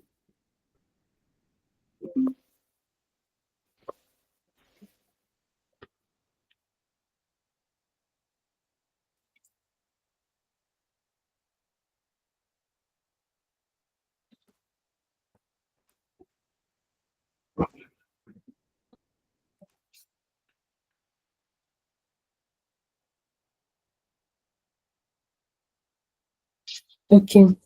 So this is one-to-many relationship, and it's telling you that this particular table is connecting to, should I say, a table that has duplicates. That's the meaning of one-to-many. It's telling us that on this other table, we still have a lot of duplicates in it. So we have a one-to-many relationship that location ID here is connecting to location ID that is on the other table, but it still has duplicate on it. So if I want to do an analysis now, if I want to like do if I want to do like the total sales for for this particular data set, or I want to analyze to know the total sales that they did in the whole year like that for this particular data set.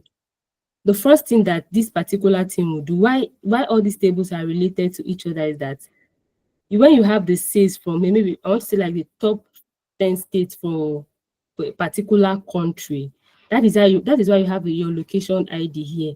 It will connect to your location dimension.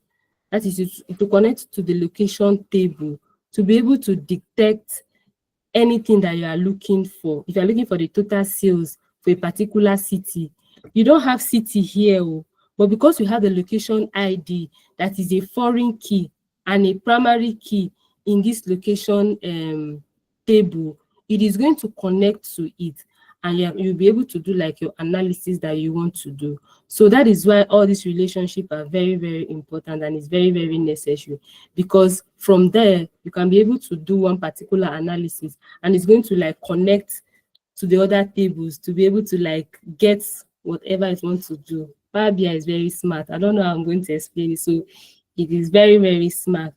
And then for any modeling that you are doing, if you don't have, or for any data set that you are working with, if you don't have your calendar table in that particular data set, to me, it's as though as, I don't want to use the word useless, because you need to like use your calendar table to be able to track down sales that you've made within the year, the sales that you've made in a particular month, for you to be able to compare the sales that you made in July, and maybe you want to compare the sales that you made in July with the one that you made in December, to know how far that the company is going, or how far that particular organization is going.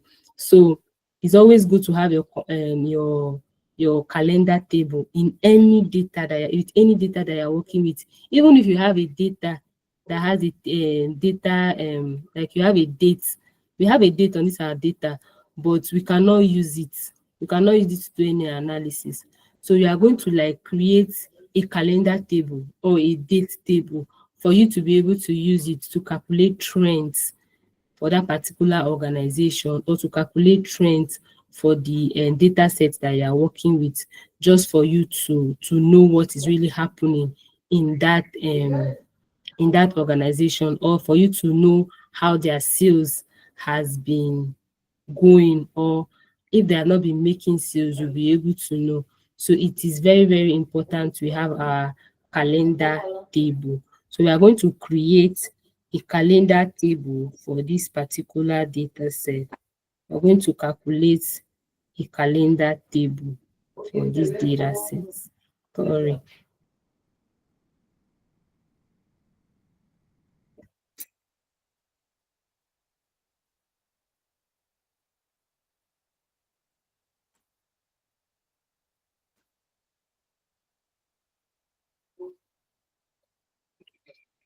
We are going to create a calendar table. Please, I don't know if you understand. I don't know if you understand. If I'm too fast, I can go back to explain again before we create our calendar table.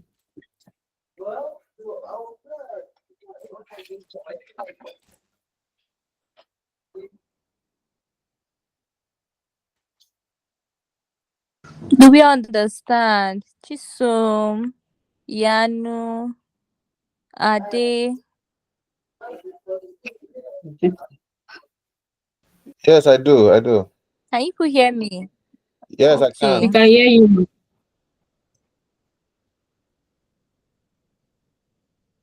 Okay. So, calendar table. I don't want to create it by myself. I want people to help me to create the calendar table, the date table, because we did one when we were working on the human resource data. So, who will help us out?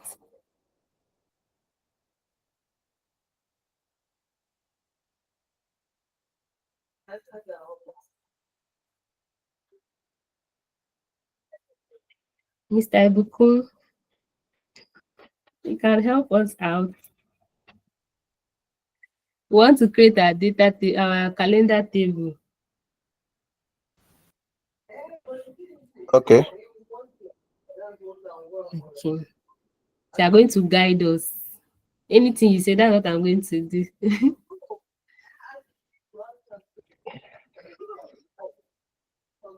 Okay. Please go to the table.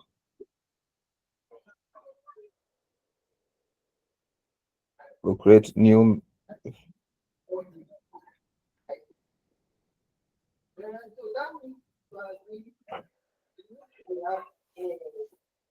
So okay, like calendar thing.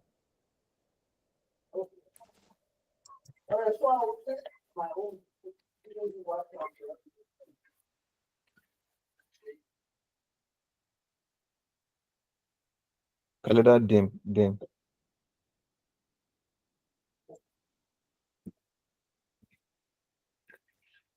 equals to calendar.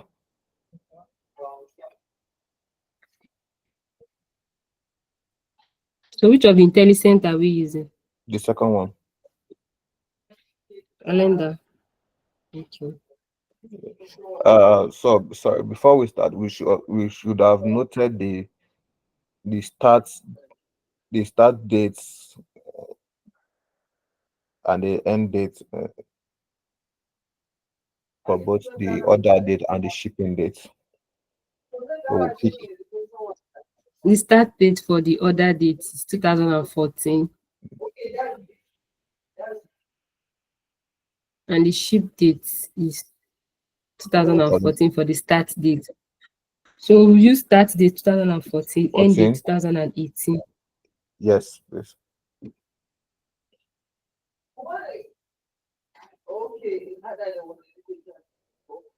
So 2014, comma 2000 and 18.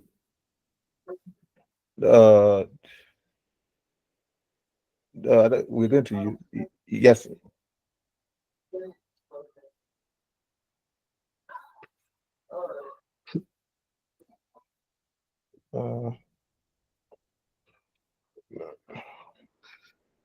I thought we were going to use this thing. No. Oh, please remove it. The dates. I should remove the. Okay.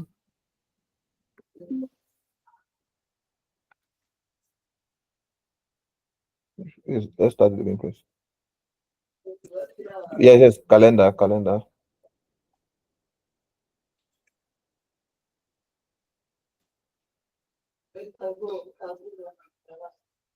Date. Calendar. Date. Yeah. So yeah, is 2014, comma 01, comma 01.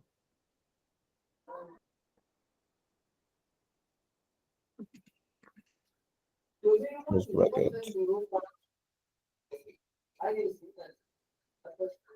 comma. Okay. No, before that last comma, comma, yes. Date, date,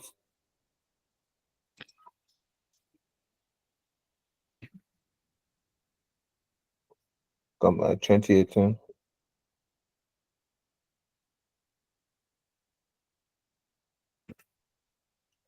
12, 31.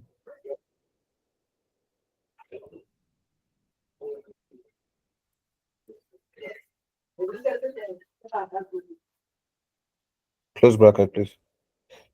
Uh, Close the parenthesis one more time, please.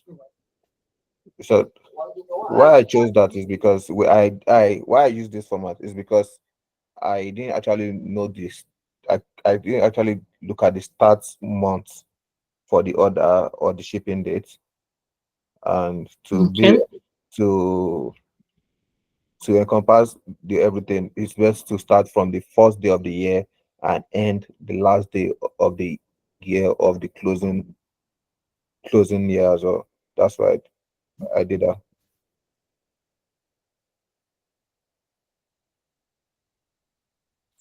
Okay. So what So next? yes, we remove the minutes by changing the date format. The hours, we'll go to the format. So how do you want the dates? Yes, that one.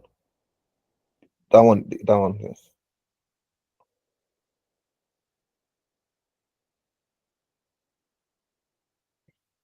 Okay. So what next? Then we'll do our quarter, new column. No, we'll do our year first. Sorry. Yeah. Was it? Sorry, year first. It's fine.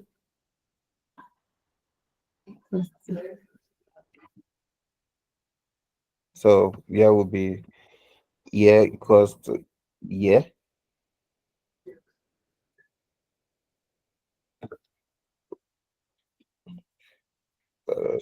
Square bracket.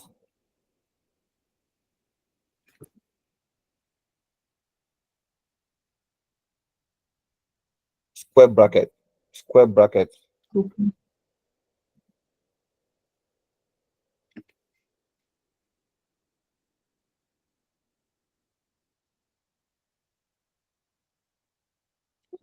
We need to put a square bracket. Square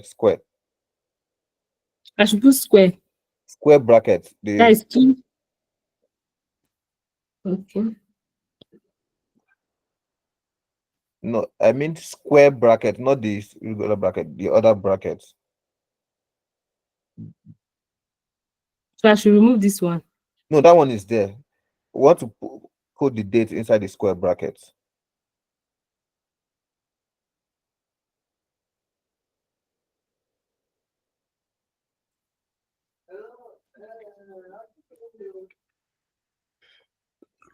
Not this, That's not square not bracket, this, not Coily. this one. The square bracket, yeah, you don't have to use control. But I think that Power BI will have the square bracket for you once you just type date.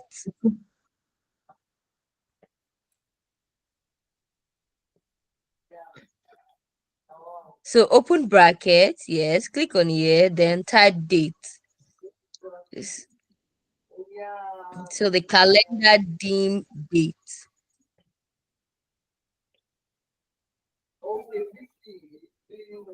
No, date. Calendar. Not date. The Yes. calendar dim day. Just type calendar dim.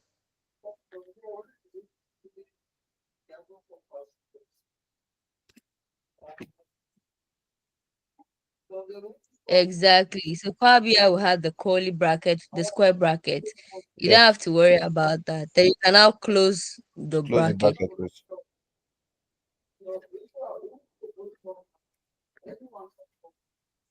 Then click enter.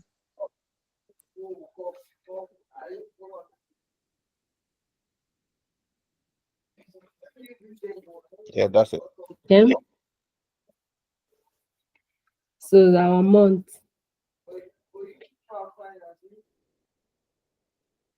No, we'll do a quarter. Okay.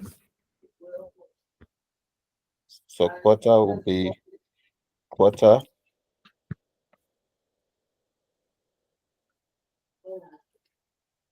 But why are others not talking? Iyanu, Chisom.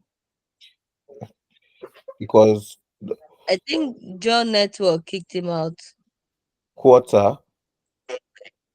Mhm. Okay, because please Q. Q.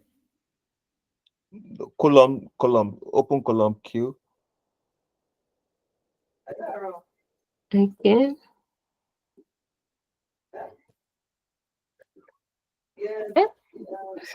Nothing is moving Sorry. on.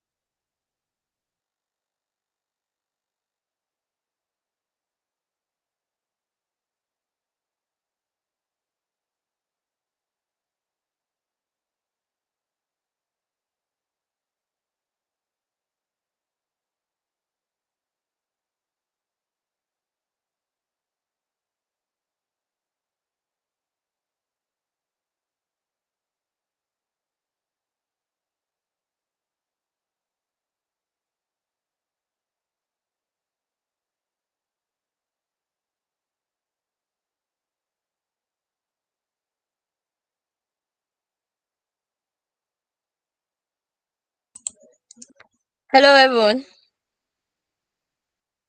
Yeah. Please give Victoria a minute. She's joining back. Her system went off, so she's trying to restart it and come back online, please. Okay, thank you.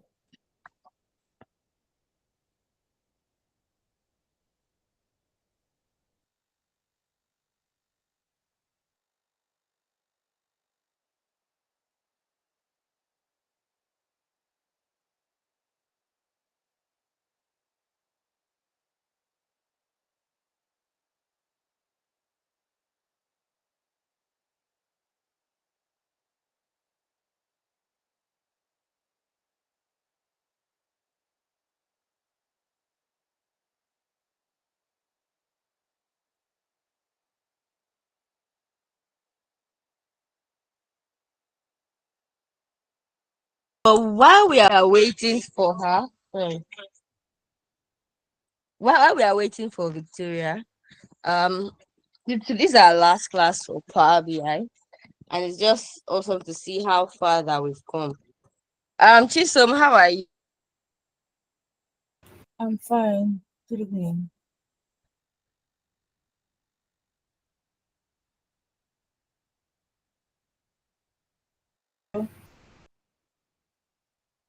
Hello.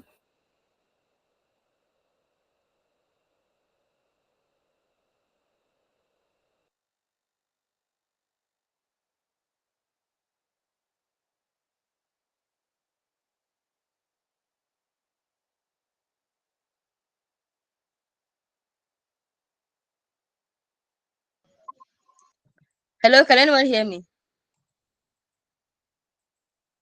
Yes. Yeah. So were you able to do the this for last week? I couldn't. I spoke to Victoria, I think early today, that I was telling her that I can make time for it this week because I wasn't feeling too well. So I told her that I was Okay, going no. to work on it this week.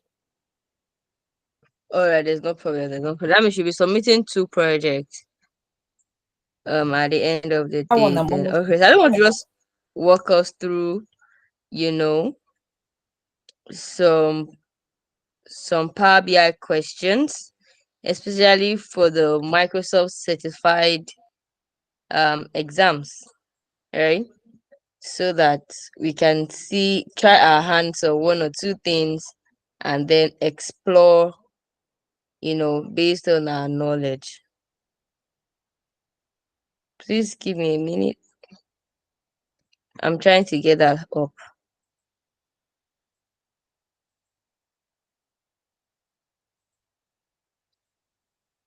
While we wait for Victoria,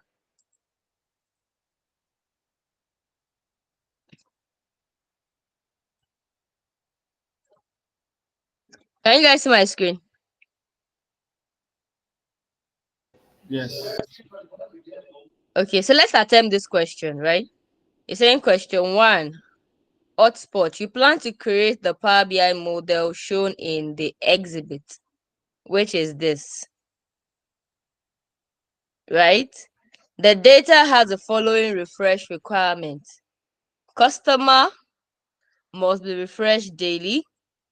Date must be refreshed once every 3 years. Sales must be refreshed in near real time. Sales aggregate must be refreshed once per week. You need to select the storage mode for the table.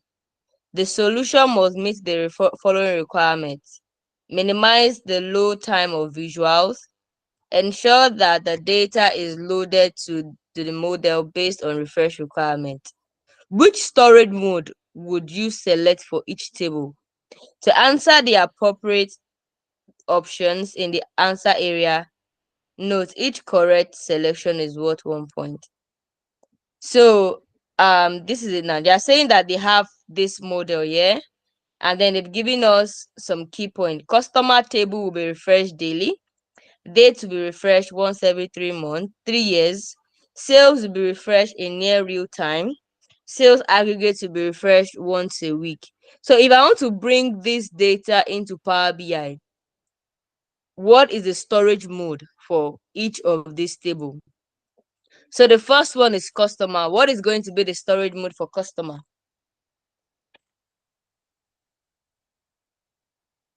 So let's go. I don't know who is there for customer, date, sales, and sales aggregate. What is going to be the storage mode? Is it direct query, dual, or import? Could you please scroll up? Okay.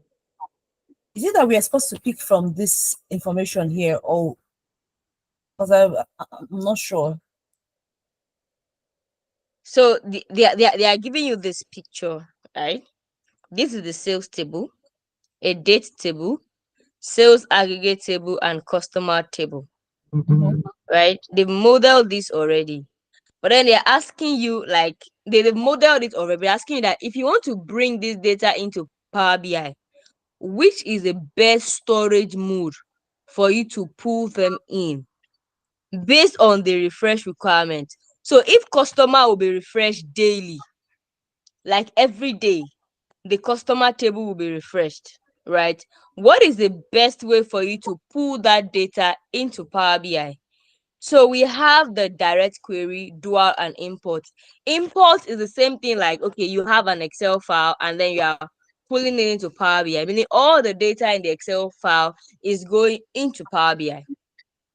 Direct query is like a mirror. If some of the data itself maybe is in a SQL database or is somewhere, right? So you are only mirroring from that database into Power BI. You will not see the tables, like the data, the way you have them with the imports in Power BI. While for dual is like you are using both, either import or direct query. Do you understand? So if I'm bringing in the customer table, knowing that this customer table will be fresh daily, Do I want to import all of the data into Power BI, or I want to do like a mirror from wherever the data is into Power BI, or I want to do both? I think direct query. I guess one. Direct query for me too. Okay. How about Mr. Iboko? Direct query. Okay, so let's go with date. So with dates, how are we going to work on the dates?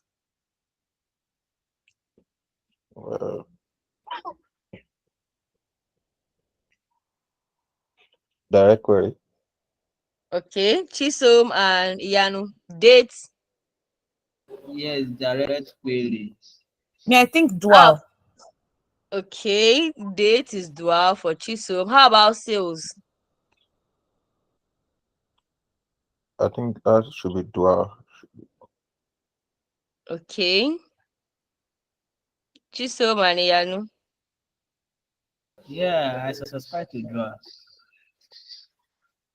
How about the sales aggregate? I think import. Okay. So let's look at that. Yeah, for customer dual. For date, I think Chisom said dual. Sales direct query, sales aggregate. Yes, Iyanu is right. Import, right? So why will you use direct query for sales? Sales is like the fact table.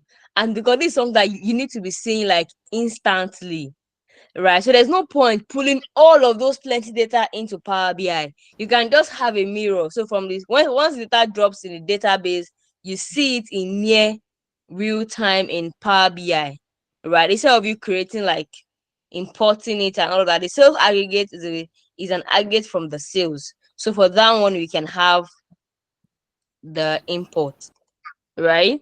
Okay, so let's go to the next one. You have a project management app that has been fully hosted on Microsoft Teams.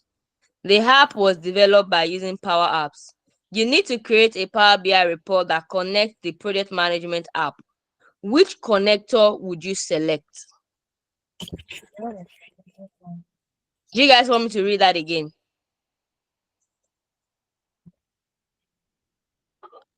Do you guys want me to read that again? Yes, please. So you have a project management app that is fully hosted on Microsoft Teams, right? The app was developed by using Power Apps. You need to create a Power BI report that connects to the project management app. So which connector would you use? So your Power BI now is connecting to the project management app that was developed with Power Apps. So which connector would you select? Is it the Microsoft Teams Personal Analytics, SQL Database, Data Vast, Data Flows? SQL database. Okay. Who else? I think SQL. No idea. No idea. Okay. So let's look at it. Yeah, the answer is Datavast, right? SQL database. So Power Apps is built with Datavast. That's like the database of Power Apps. It's called Datavast and not the SQL. I really understand that we get the old SQL database, but once it's built on Microsoft Power Apps, this is called Datavast and not SQL database. Okay, let's look at this one. Let's look at this last one. Then Victoria can take it up. For the sales department at your company, you publish a Power BI report that imports data from a Microsoft Excel file located in a Microsoft SharePoint folder. The data model contains several measures. You need to create a Power BI report from the existing data. The solution must minimize development effort. Which type of data source should you use?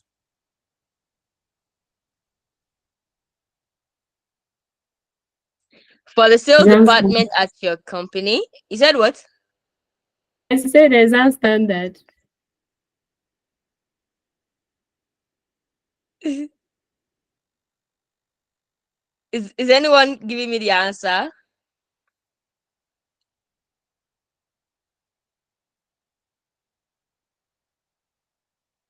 So you're importing data from Microsoft Excel, right? Is in the SharePoint.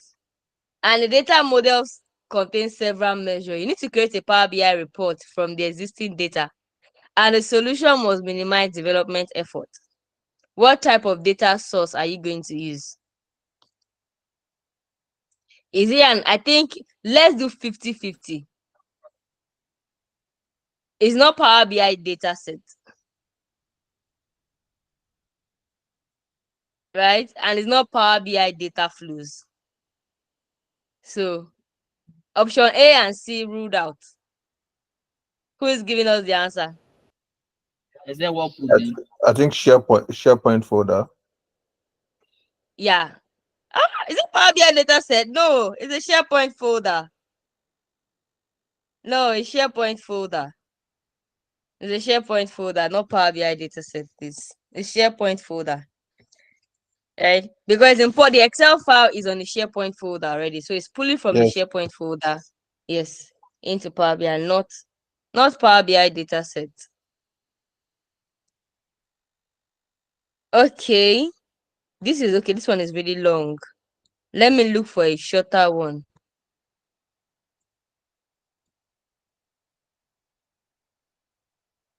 Let me look for a shorter one. Well, let's do the other one. Number 9. Which one is that? Number 9. Number 9. Okay, it's long. Okay. It's long. If you look at it, it's about data cleaning. Yes, actually. Okay, let's do this. And it's long. It's long. Okay. I can drop this link on the group so that people can try.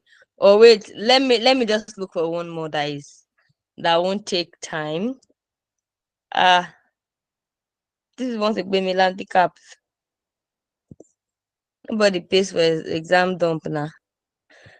So number 10, you have a CSV file that contains user complaints. The file contains a column named logged.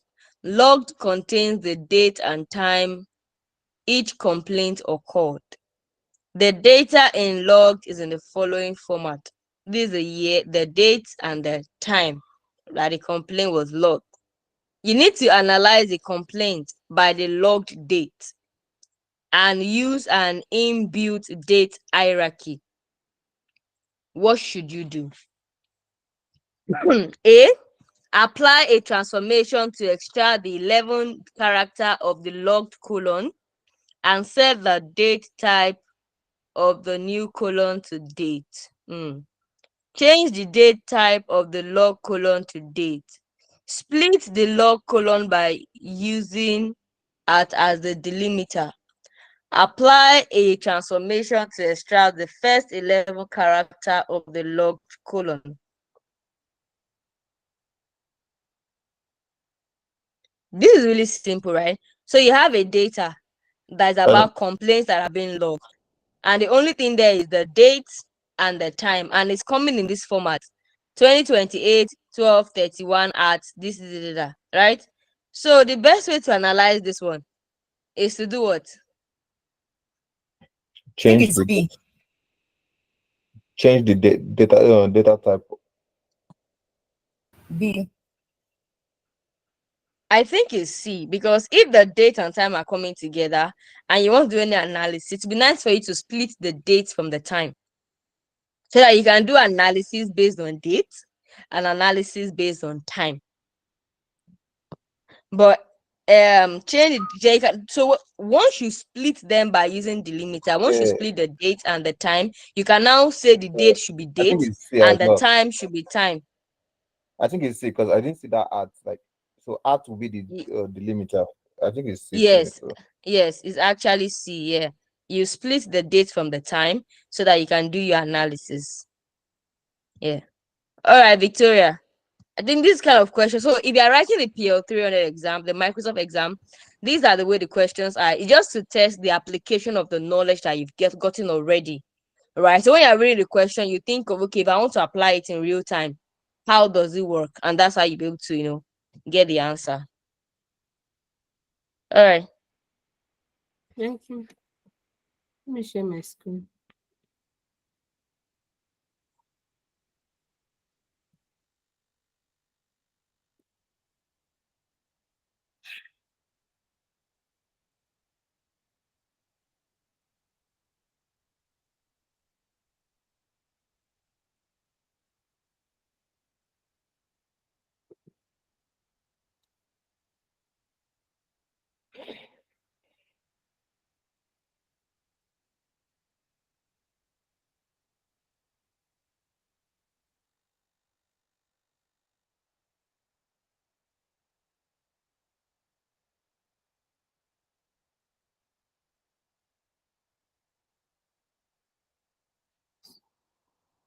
So please, can you see my screen? Yes, we can. Okay. Yes.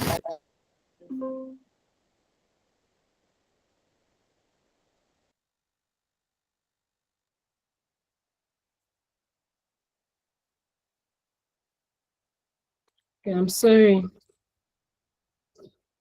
Okay, so let's continue. I said let's create a calendar table, and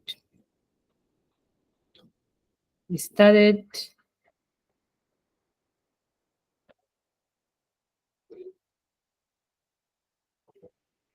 So we already started creating the calendar table, and Mr. Ibuku was helping us out. So please, can we continue so that we can finish it up All today? right. Please, let's change the date type for. Okay. Oh, I think we have to click on it.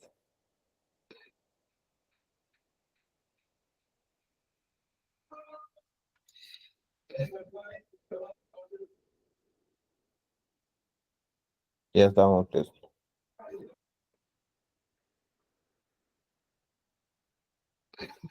Then new column.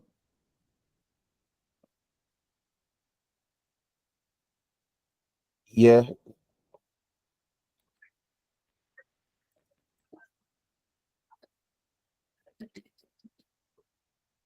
equals to.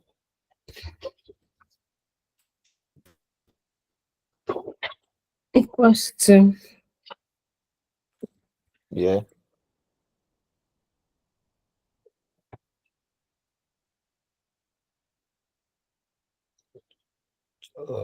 Calendar day.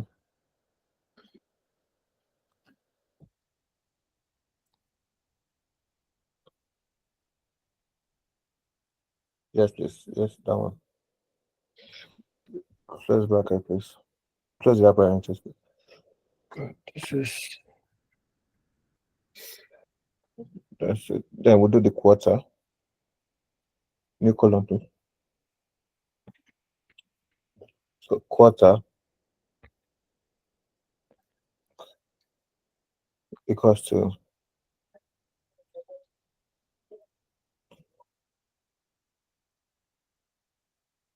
Uh,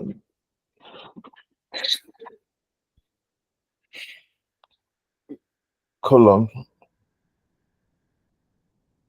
Column. Yes, please.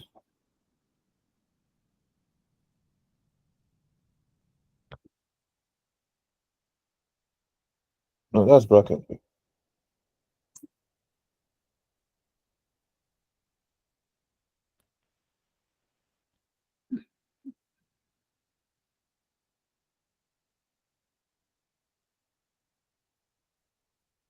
Is it not quarter that we want to write?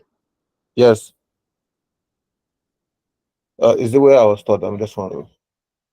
Is where I So, understand. Is where I understand it. That's the way I'm going. okay. Okay. Column. Column kill.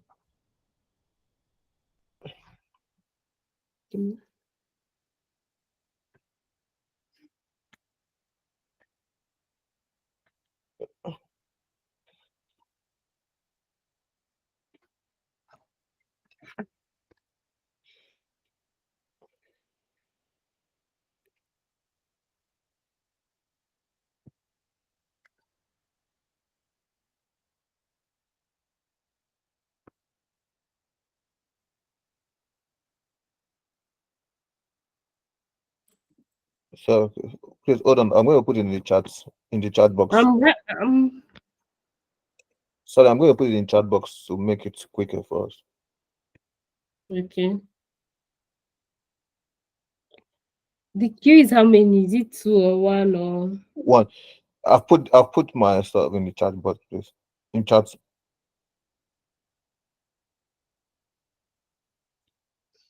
Please check the chat box.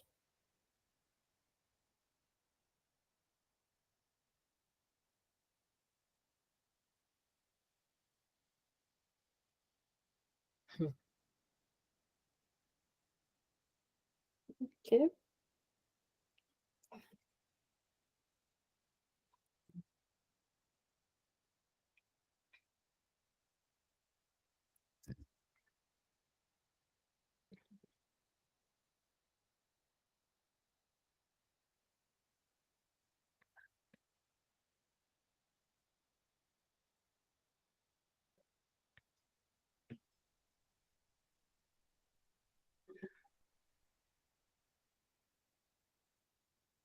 So calendar date.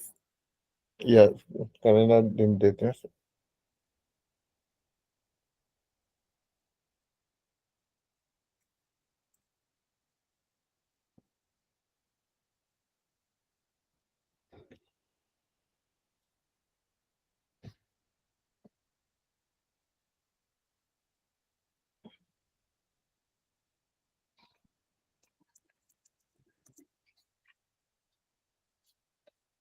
Month. Month equals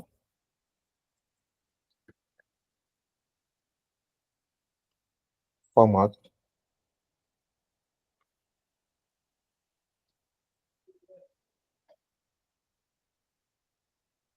Calendar date.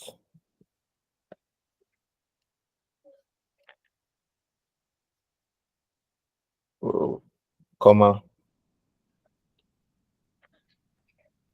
Column. MMM. Are we doing long date or short date? Depending on which one we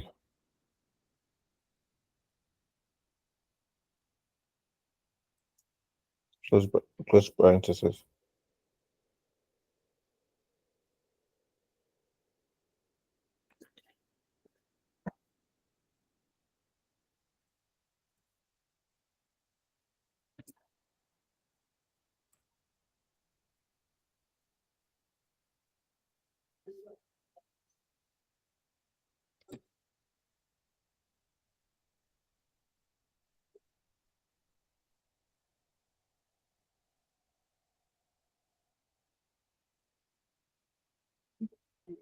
Day. Day of the week. Weekday.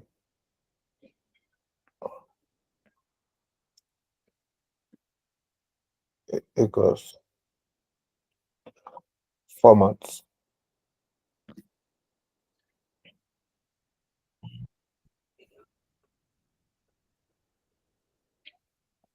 Date.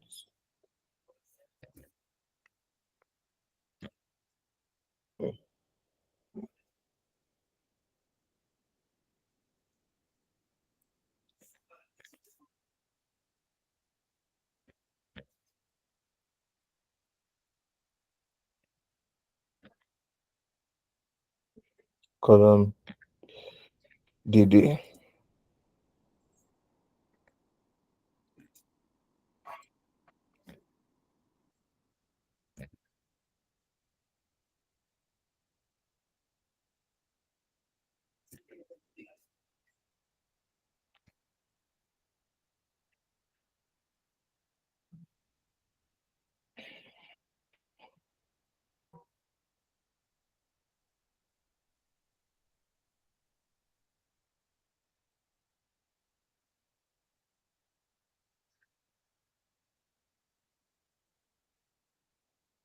Which one So again? which so I don't know any other one. okay. Chisom. She's not in the class. I'm here. Okay. So week norm.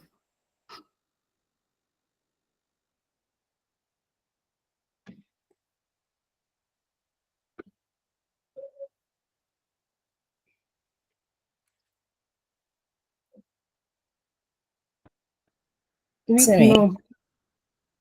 The week number.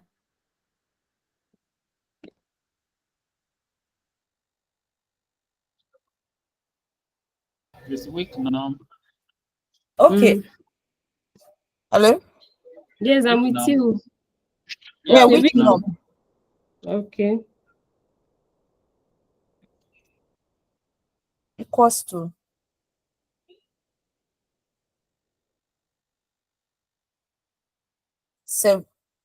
week. Open bracket, week.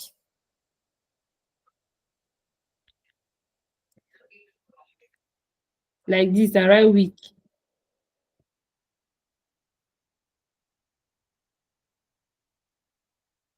Which one?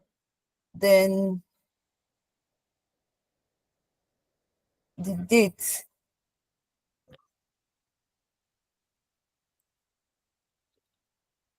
Wait. Oh, sorry. What are we checking for? Because we have the week there already. The week number. 4 weeks, right? Yeah, One week like week day. 4 number. zeros. You have to remove that first bracket before that week number. Remove that first bracket. Write week number and the date. Week number, yeah, and the date.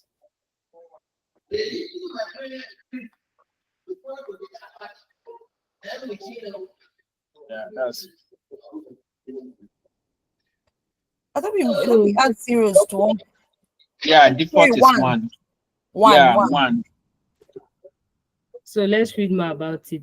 That means if we choose one, it's telling us that our week begins on Sunday. And if we choose two, like that, like if you choose two,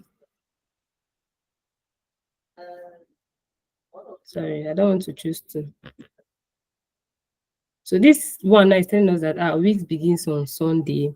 We choose two, it will tell you that your week begins on Monday to Sunday. So I just want us to know the difference, because the day that your week might start in your organization might be different from the day another person's week might start. Some persons might not even go to work on a Monday, and their new week can begin on Tuesday.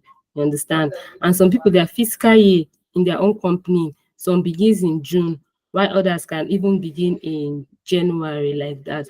So it varies with the different company. That's I just wanted to explain to us.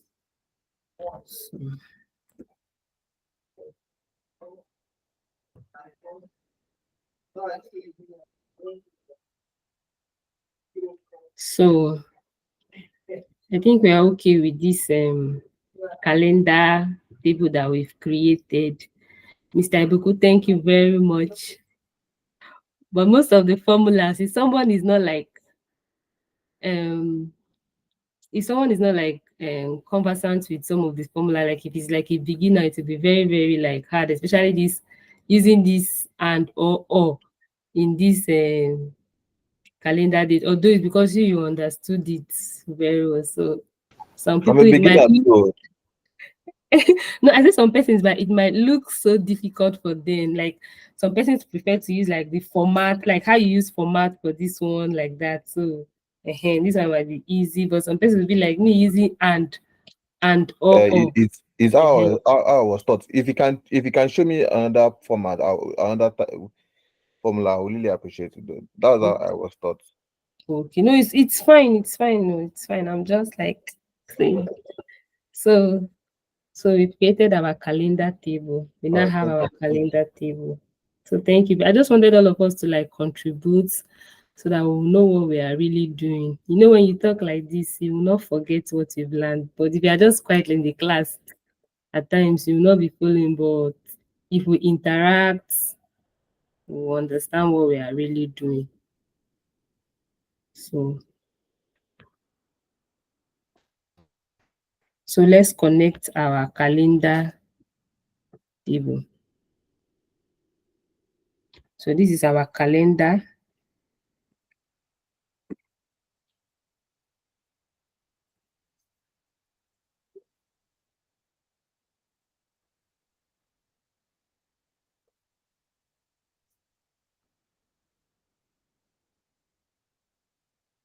So there's a way I want to arrange it. Let's bring this one here. Let's bring this one here. Collapse it.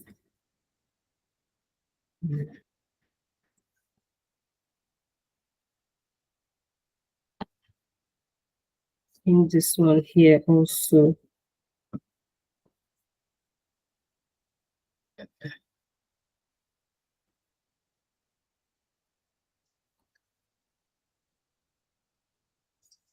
Collapse it.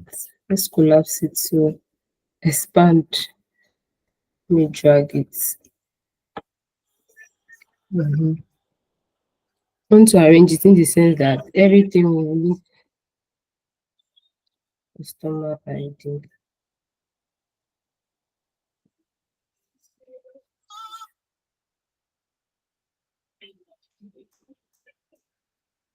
Expand.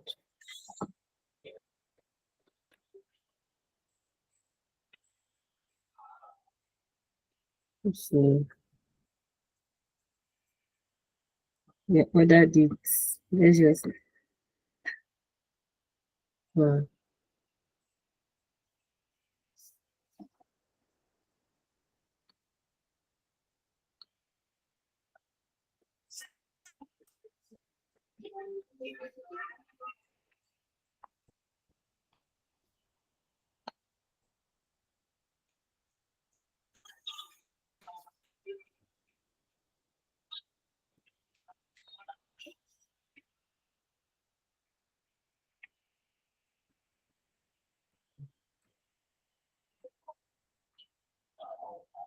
so this is our model. So Mr. Buku, please, what did you say? I didn't hear you very well. So I heard you say something. I thought we used for other date and shipping date as well. We can use for order dates and shipping date as well. But one will show us an active relationship and the other one will not show us the other one will not be active because you cannot get two active relationship Okay. on a particular table. You can connect it like that also. Okay. Because when we connect it, if you connect it now, you notice that you see like a dotted line. Let's try and see. We connected this one to the other date. Yes. Where's the other ID? The ship date, sorry. Yes, yes. Yes, so let's look for the ship date now.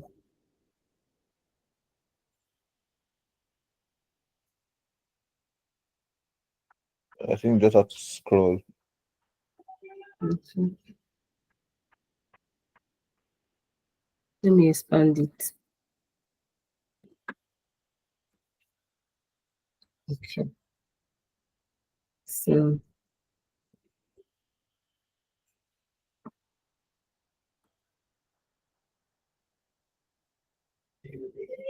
What if we have a data set without date code?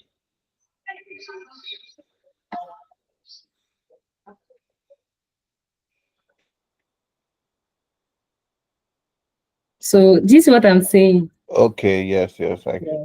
So this one is active, and the other one is not active, and that's why we have the active and an inactive relationship. So Okay. these dotted lines can show that a relationship is inactive, and it can also show that that particular relationship is wrong, that you are linking the wrong tables together.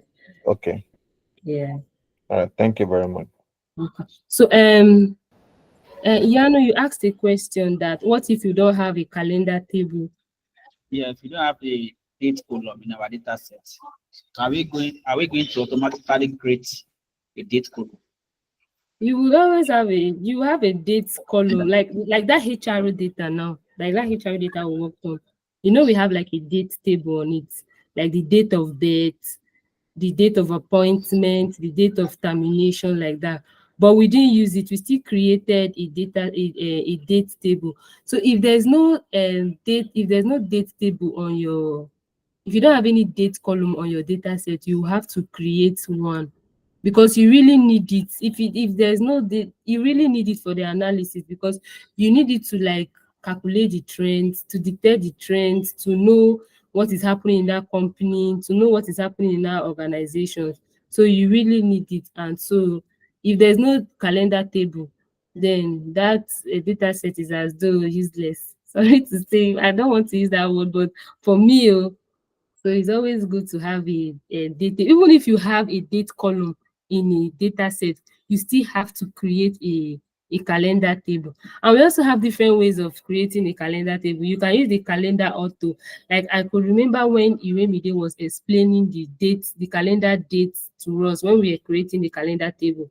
She said you can use the calendar auto, but what the calendar auto will do, the calendar auto will just go straight to your data set and then dictate all the dates that are there, and it will create a date for you automatically like that. That's why they call it calendar auto. But if you're using the date like Mr. Ibuku used, you have to know your start date and your end dates. You have to know your start date and your end date for you to be able to like create a calendar table in your data set. So the calendar table is very, very important, because if you start analyzing this data now, you want to analyze sales across the years. If you don't have your calendar table, you cannot do that, because the other dates, the ship dates is as though as useless, because you cannot use it to perform analysis without the calendar table. So it's very, very important to have a calendar table on your data model. And if you don't have one, you must create one. You try to create one. So it's very, very important. So are we good to go?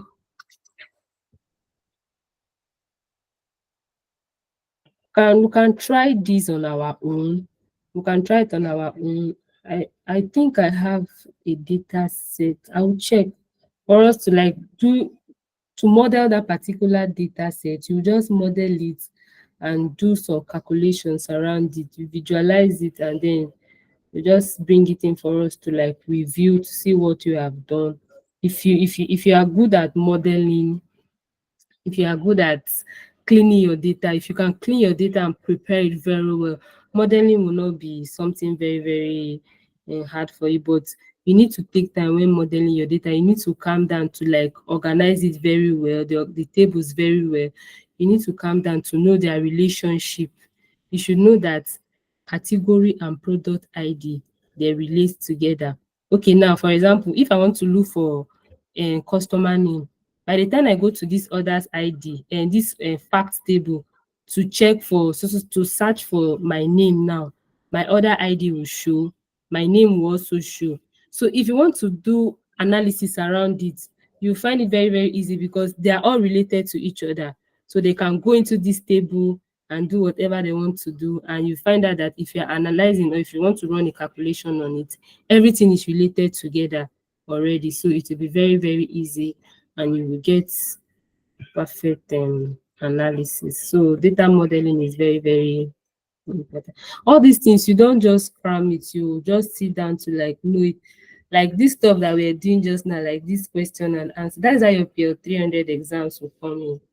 They will ask you questions and you'll be like, what am I doing? So it's very good for you to like understand the basics of everything you are doing.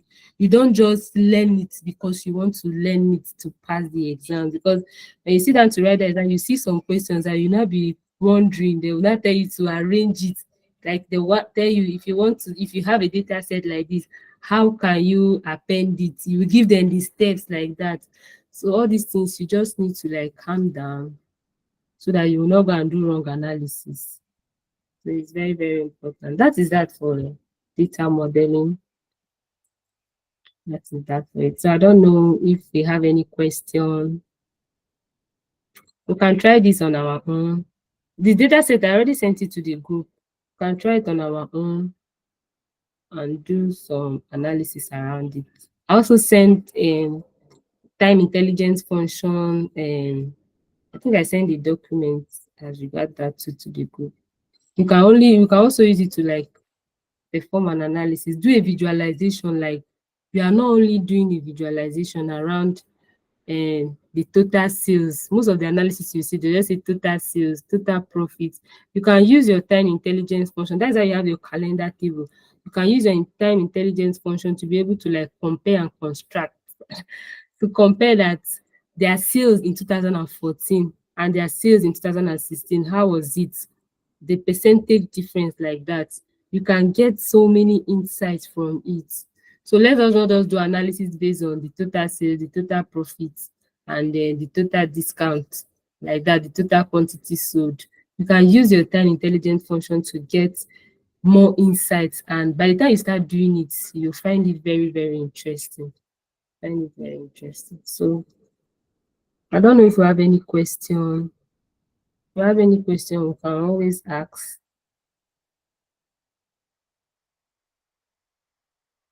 So Iremide, don't know if hello Ire.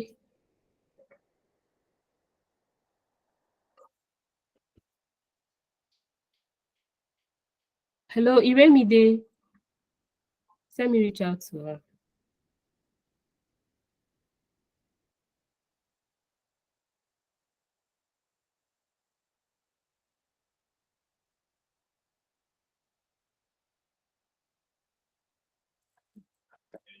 Hello, Mr. Ibukun. Ire sent a data set to the group last week. I don't know if you got the data set and if you'll be able to like do one or two with the data set she sent.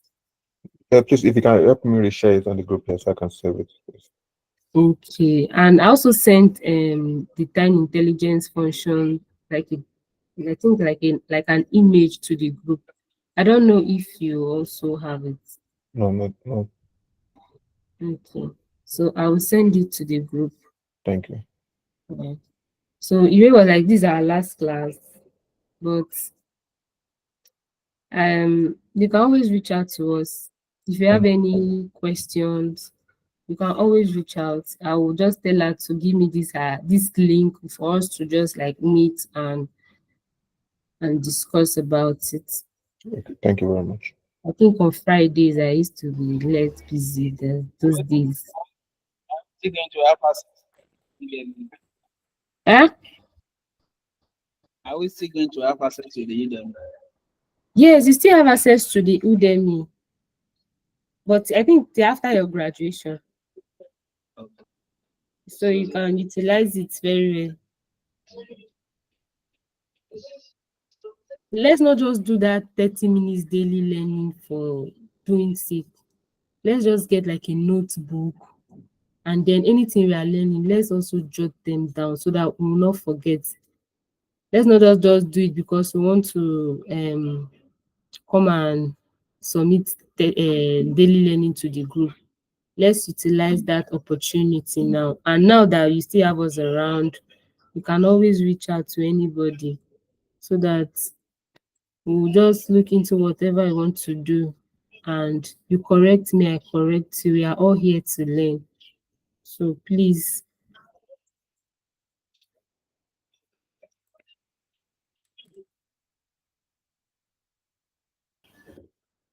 So I don't know if you have anything to say. Ire, please, are you back?